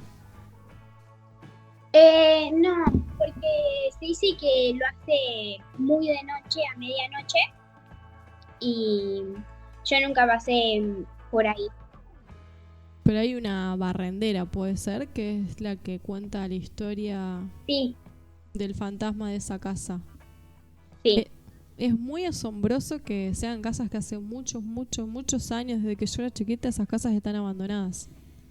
Ujú. Vaya sabiendo a quién pertenecían esas casas, no tengo ni idea. Así que probablemente haya algunas ánimas por ahí dando vueltas.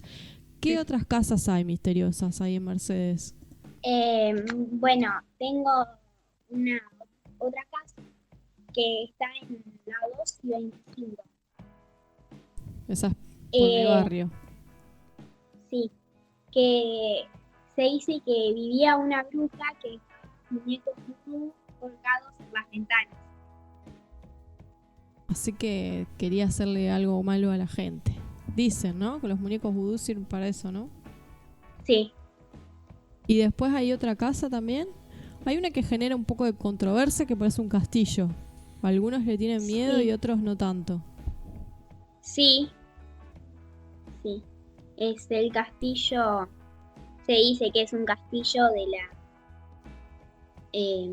29 y 38. Ah, sí, ya sé cuál es. Bueno, Mercedes es una ciudad muy antigua, de hecho es preexistente a la Argentina. Era parte de la frontera del Imperio Español. Vos conocés una leyenda de Mercedes que le contamos a Vicky para que pueda hacer su tarea. Bueno, ya dejamos que la cuente ella entonces. ¿Te acordás, Vicky, la leyenda del arroyito de oro? Ah, sí. Sí.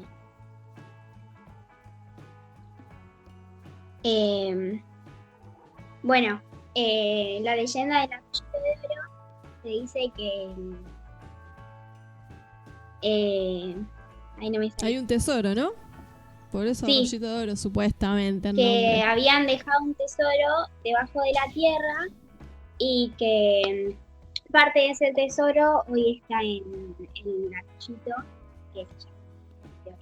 Era parte del botín que habían robado los ingleses sobre Sí. Montes cuando se escapa para Córdoba, tratando de evitar que justamente los ingleses se apoderen de los caudales. Entierra una parte, no se sabe bien dónde, cerca de Luján o de la Guardia de Luján, que era Mercedes. Entonces Suipacha, Mercedes y Luján se disputan el lugar donde estaría enterrado esa parte de los caudales, que la mayoría sí se lo llevaron los ingleses. Bueno, habría que ir a desenterrar ahí el arroyito si encontramos el tesoro de Sobremonte. Vicky, después vos me contabas, antes de hacer el programa, una del cementerio. Esa es como más conocida, ¿no? Me parece que varios pueblos tienen esa leyenda. Sí, ¿Cómo era esa? que si vos das a medianoche 3 vueltas al cementerio, se dice que se te para el auto y no lo podés hacer arrancar. Acá, aparentemente en Suipacha, también existe la misma leyenda y hubo algunos valientes que intentaron comprobar la veracidad de esa leyenda y dieron vueltas al cementerio, pero no se quedaron sin nafta. Algo de eso es cierto, ¿no es cierto? De mi relato. Sí, después de un asado, muchas veces la valentía surge espontáneamente y tratamos de corroborar si era cierto que el auto se paraba. No se paró. No. No. Y por el parque, que también es un escenario de noche un poco terrorífico, ¿puede ser que haya alguna leyenda? Sí, yo conozco una parque que hay un camino que se le llama el camino de las brujas. ¿El camino de las...? Brujas. Ahí te escuché mejor. Se dice que si vos vas por ese camino, no puedes salir hasta el día siguiente, porque se hace como un laberinto, entonces no podés salir. ¿Probaste esa leyenda? No la probé. ¿Conoces a alguien que haya intentado hacerlo?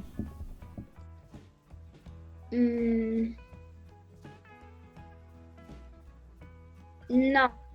Bueno, por ahí cuando se termine el aislamiento, un buen ejercicio sería probar si las leyendas son reales o no. Es Son los similar mismos todos en a el la Arroyito de de Parque Chas, ¿no? Claro, exactamente. Nosotros tenemos una que la habíamos visto en la película 555, que en algún momento la recomendamos esa peli. Te cuento, Vicky, por si vos no la conocés. es la leyenda de un laberinto sin salida en Parque Chas. Aparentemente queda terminantemente prohibido dirigirse a las manzanas de las calles Berna, Marcela, La Haya y Ginebra, que están en Parque Chas, y si alguien se animara a dar la vuelta completa, aparecerá en cualquier otro lugar del barrio de Parque Chas, menos en el que debería. Cuenta la historia que en 1957 un grupo de exploradores franceses aceptaron el desafío y luego de intentarlo aparecieron en Villa Urquiza, que está a 3 kilómetros de Parque Chas. Se fueron un poco, se desviaron un poco los muchachos. Otra vez, unos urbanistas catalanes formaron 2 equipos y caminaron en dirección opuesta con la idea de que se encontrarían en la mitad. No fue así. Después de unos minutos, uno de los grupos apareció caminando detrás del otro. Y la leyenda en realidad nació de un cuento de Alejandro Dolina, que habla de este barrio característico por el difícil trazado que tiene, porque tiene calles circulares, y concluye diciendo: en realidad conviene no acercarse a Parque Chas. Y en la película 555 vemos cómo el taxista le dice al protagonista: no pasa nada, y se terminan perdiendo, efectivamente. Con GPS y todo. Con GPS y todo, que le dice redireccionando. De vuelta, redireccionando, se perdieron. La chica que busca vivía en Parque Chas. Exactamente. Bueno, mira, esa es una leyenda, pero bueno, no es de Mercedes ni de Suipacha, pero es argentina y bastante conocida. Sí. Sí, la buscando leyendas urbanas la encontré. Estaba esa noticia de Parque Chas entonces. Sí. Después, ¿hay alguna otra? Vos me habías... Una un poco más de amor hay. Sí. Una vez se conocieron unos videos en Mercedes de unas hamacas que se movían solas. Sí. ¿Sabes a qué se debe eso? Sí, tengo una leyenda que se trata sobre 2 adolescentes que querían ser novios, pero los padres no los dejaban. Entonces, la última vez que se vieron fue en una plaza, en unas hamacas. Entonces, esa fue la última vez que se vieron. Y la chica, como no la dejaban ver a los chicos, se suicidó. Y entonces...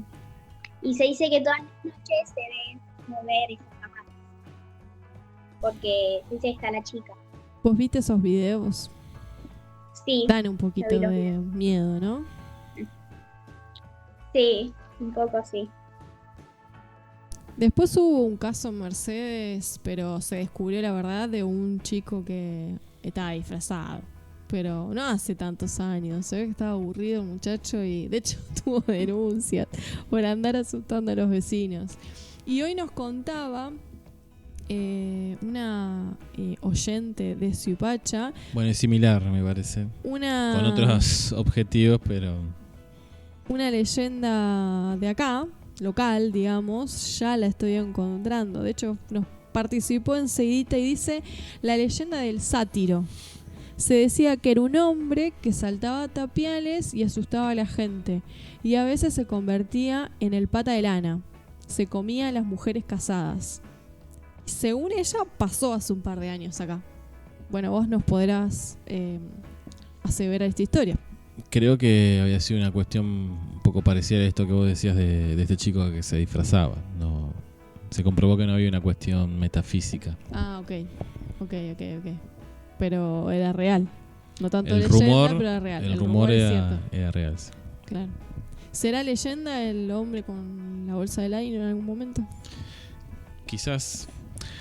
Yo tuve un compañero de secundaria que se convirtió en leyenda por jugar muchas horas a los juegos online. Y hoy existe el término fitearse por su apellido. Y yo se lo escuché a mis alumnos y le pregunté dónde habían sacado eso o qué significaba. Y me explicaban que era jugar mucho tiempo un juego, quedarse como obsesionado. Pero no sabían el origen. Y era el apellido de un compañero mío de secundaria. Mirá, ¿cuántas horas estuvo? No sé cuál es el récord, pero era de estar mucho tiempo en los ciber jugando. Después tenemos una leyenda argentina que es la maldición de Alsina. ¿La conoces esa, Vicky? No. ¿Tenés ganas de escucharla o le tenés que decir que sí? Se ríe. Mira, la maldición de Alsina. En la historia argentina, ningún gobernador de la provincia de Buenos Aires logró ser presidente de la nación. ¿Tenías ese dato? No.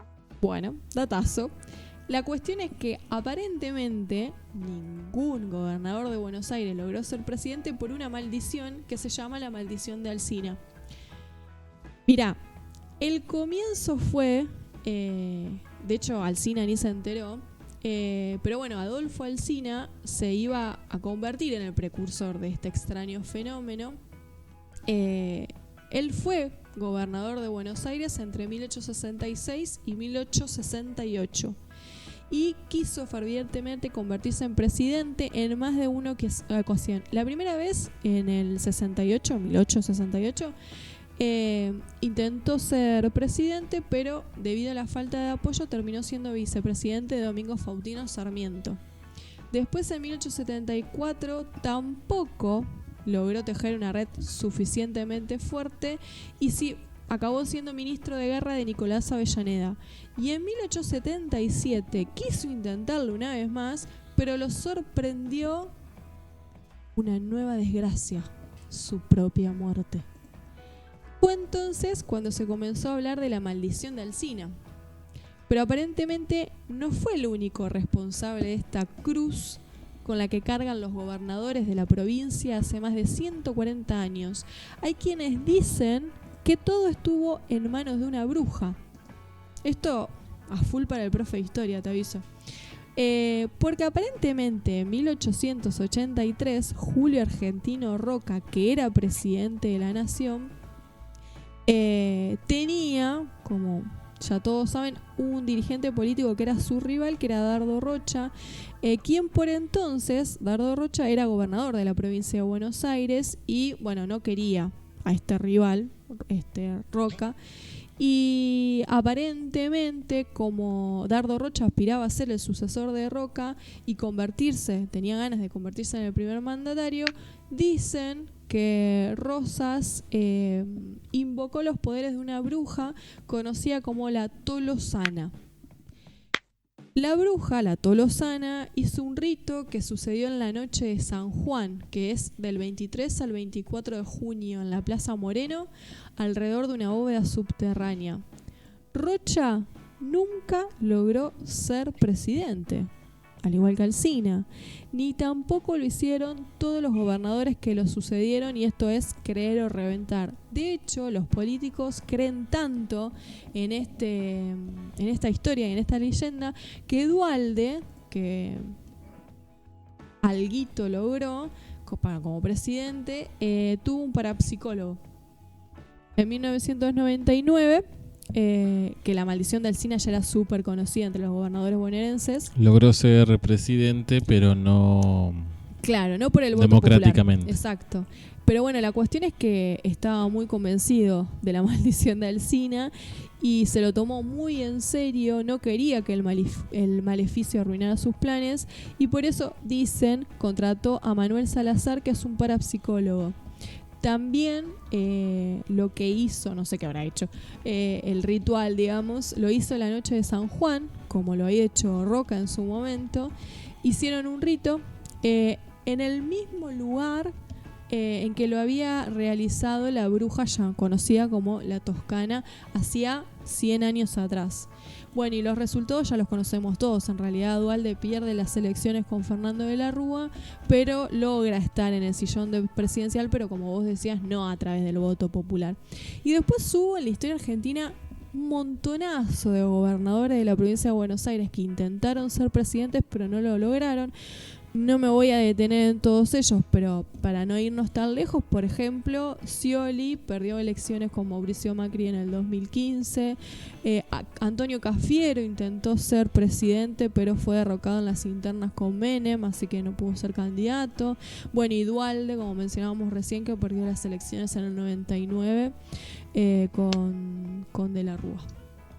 Esa está buena, esa leyenda. A mí me gustó.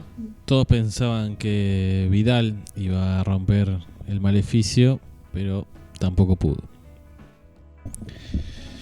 Nos quedaban algunas leyendas que nos comentaban los oyentes, como la del lobizón en Suipacha, ahí en Suipacha lobizón, que es muy conocida de mi infancia. Tiene un costado medio oscuro ahí, pues se estigmatizó una familia, así que no nos vamos a adentrar demasiado en eso, pero bueno, también es una leyenda que aparece en muchos pueblos, ¿no? Sí. Pero bueno, acá tuvo nombre y apellido. Después, en la leyenda súper conocida en Argentina es la del chupacabras. Esa la debe conocer todo el mundo. Bueno, ¿no hubo un caso en Merced hace poco? Sí, pero de un gato que apareció sin el sistema reproductor. Y convocaron a especialistas en ovnis para analizarlo. Claro, ahí se mezcla con la cuestión extraterrestre. Exacto. Pero eso, ¿sabías de esa nota, Vicky? Hace re poquito salió eso. No. Un gato que se encontró por la manzana del Conservatorio de Música. Pero bueno, después el director de veterinaria de la UBA dijo que lo había mordido un perro. Dando por bajo cualquier tipo de leyenda o inauguración de leyenda en Mercedes. Después yo me acuerdo de mi infancia también, de los toboganes, que gente maliciosa ponía Gillette en los toboganes. Eso también me lo han dicho. Que tuviera cuidado de tirarme los toboganes por eso. De meter la mano a buscar monedas en lo que eran los teléfonos públicos, que ya no existen, porque también ponían gente agujas. Maldita ponía agujas infectadas con alguna enfermedad. Sí. Acá otro oyente nos apuntaba el mito de la combi blanca. Muy que la bueno, justicia sí, argentina el año pasado hizo una investigación sobre las denuncias sobre supuesto secuestro y llegó a la conclusión de que justamente es un mito. No hay haber leído eso. combi blanca que secuestre gente ni para trata de personas ni para sacar los órganos, ¿no? También me acuerdo que nos decían eso. Bueno, la del hombre de la bolsa, también esa es un clásico para toda la infancia. Bueno, hay una película también. No te portes mal o no salgas solo, cuídate porque te lleva el hombre de la bolsa. ¿Esa te la dijeron, Vicky, de chiquita? No me la dijeron. Tuviste suerte. Es muy joven. Que yo sepa. ¿Y a vos qué te decían de chiquita? Nosotros nos asustaban con el hombre de la bolsa. Con la policía, ¿con qué te asustaban? ¿No te acordás? No. Qué suerte. Tal vez no la asustaban. Papá, no te asustaron. ¿La tía no te asustó nunca con el hombre de la bolsa? No. ¿Qué te hacía la tía? Me ponía bien. Eso será para otro programa. Obligado a comer los ollejos de la naranja. También. Pero la que la ponía visca es mortal. Pero bueno, por ahora lo vamos a dejar para los eventos familiares. Pobre Vicky. Después también una muy conocida a nivel mundial es la del jinete sin cabeza. Y en Mendoza... Hay una excelente película de Johnny Depp y Tim Burton como director. Vos sabés que nosotros tenemos nuestro propio jinete sin cabeza, mendocino en este caso. Parece ser que era un señor inglés que a fines del siglo XIX trabajaba en toda la construcción del ferrocarril trasandino, cobrando, al revés, pagándole a los trabajadores de la obra. Y bueno, le quisieron robar, le robaron el dinero que tenía y desde ese entonces, conocido como Futre, de hecho Futre quiere decir como hombre que se viste bien, porque además le salía el apellido a los paisanos del lugar, que era Foster.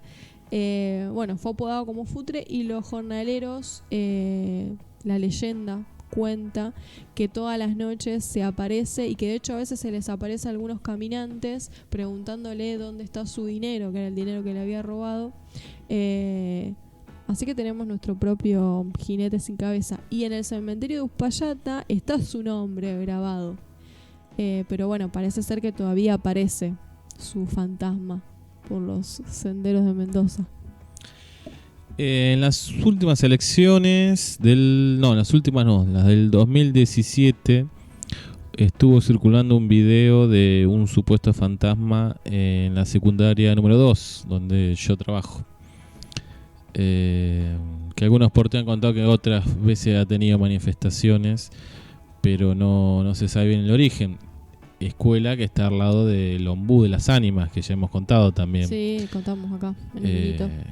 Como leyenda y como registro histórico de la última epidemia en Suipacha de viruela. Así que tal vez esté relacionado con eso. Ese fantasma sea alguna alma en pena que todavía está desde el principio del siglo. ¿Donde se conocen fantasmas? ¿Fuiste alguna vez, Vicky, al Congreso a visitarlo con la escuela? No. Bueno, en el Congreso dicen que hay fantasmas. De hecho, la historia del Congreso ya empieza bastante mal porque su arquitecto, Vittorio Meano, a cargo de la construcción del palacio, fue asesinado en 1904. No se supo bien lo que pasó, la hipótesis del robo se descartó absolutamente, así que ya la construcción del Congreso arranca mal. Y lo que me llamó mucho la atención es que el año, en 1994... Y todas las veces que se pagó bueno, y sí. no se terminaba la obra.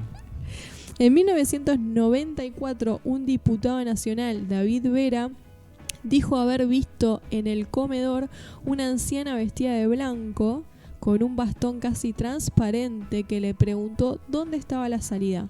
Como vio que le costaba caminar, se acercó para ayudarla a llegar hasta el ascensor y cuando estaba a pocos centímetros desapareció. De hecho, los empleados más viejos dicen que la presencia de seres extraños es casi cotidiana. Otros afirman, por ejemplo, que el alma de Enzo Bordavere, que fuese un senador asesinado por un policía, Ramón Valdés Cora, que en realidad quería asesinar a Lisandro de la Torre, pero le erró en el tiro y lo termina asesinando a este otro senador. El alma anda por ahí vagando en los pasillos del Congreso también. Y Lisandro de la Torre, tiempo después, a raíz de la tristeza que le provocó ese asesinato, termina suicidándose. Así que es muy trágica la historia. Sí, exactamente.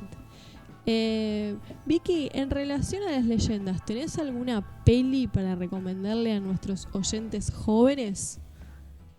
Sí, tengo dos. Una es como para más chiquitos y otra más para más grandes. Una es El Niño. El Niño, bien. ¿Dónde la podemos ver al niño? En Netflix. Perfecto. ¿Y esa peli por qué la recomendás? Bueno, esa película es de terror.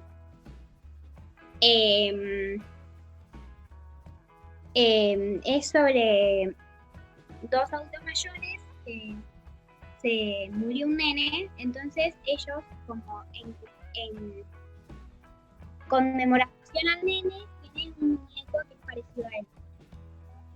Entonces lo cuidan y lo tratan como si fuera un nene, ¿verdad? Se dice que el alma del nene está en el muñeco. Y un día dos adultos se van de viaje y contratan una niña para que lo cuiden. En el viaje los adultos mueren. Y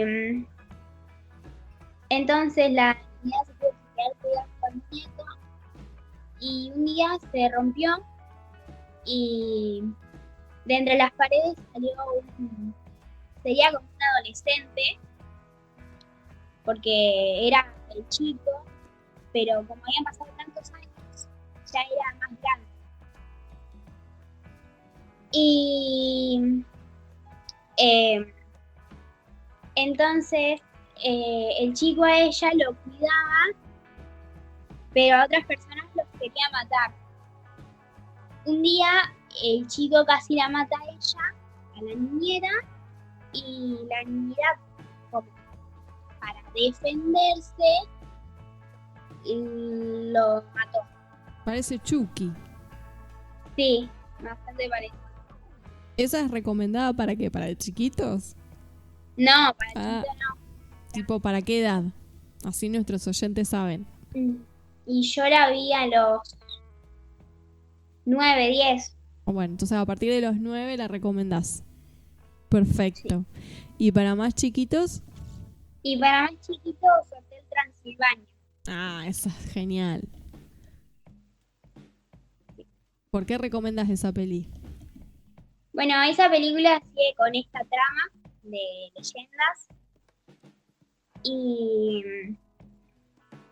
salieron bastantes películas de Hotel Transilvania y sacaron ahora un poquito animado Ah, mira qué bien. de la película. Hotel Transilvania está buenísima. Está también en Netflix, ¿no? Para que la puedan ver. Sí, me parece que sí. Bien, perfecto. Después hay una película que vimos juntas, pero no sé si recordás, que también la recomiendo por las enseñanzas que deja. Es bastante linda esa película, que se llama Un monstruo viene a verme. Que, bueno, él es el protagonista de la peli, no es de dibujito animado, está atravesando una situación muy particular con la mamá y se expresa sus sentimientos a través de los dibujos y tiene un monstruo que lo va a ayudar bastante a sobrellevar el momento que está atravesando. Es muy emotiva esa película y es súper linda de ver. Un monstruo viene a verme, también está en Netflix para que la puedan ver los más peques. Vicky, hoy en las efemérides nos quedamos sin decir que es el día del actor y de las actrices, así que primero decirte feliz día. Gracias. ¿Querés saludar a alguien? Sí. Feliz día a mis profesores de teatro, que son de allá de Supacha.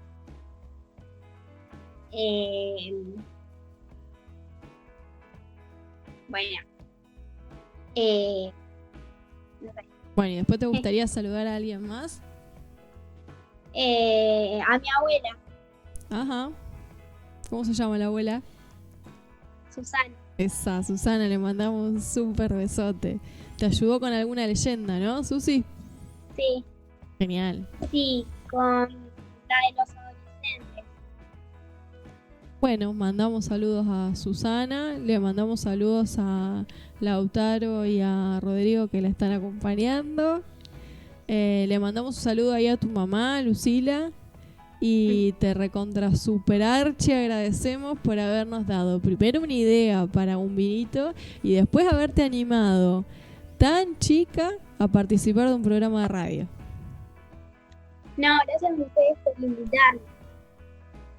Toda tuya la idea, como ya es el lema de un vinito para todos y todos para un vinito. Hacemos el programa entre todos.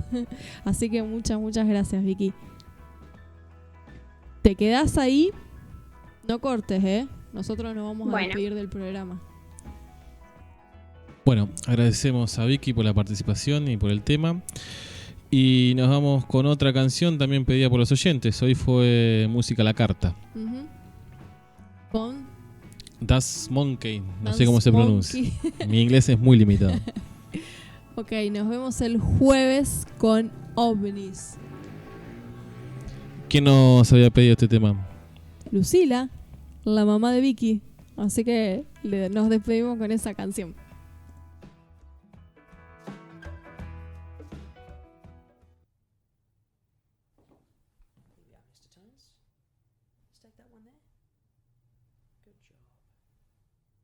This one over here for you.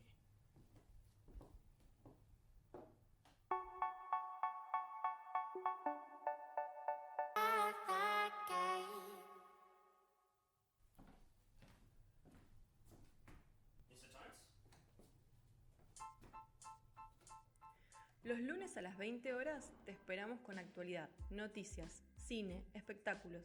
Un programa más que casero mientras compartimos un vinito y las ganas de hacer radio. Encontranos en Facebook como Eustaquio Un Vinito, en Instagram Un Vinito Radio 20 o en Twitter @Un Vinito Radio. Contale a amigues, novies, amantes, a familiares amades y odiades. Un vinito, el maridaje perfecto para empezar la semana.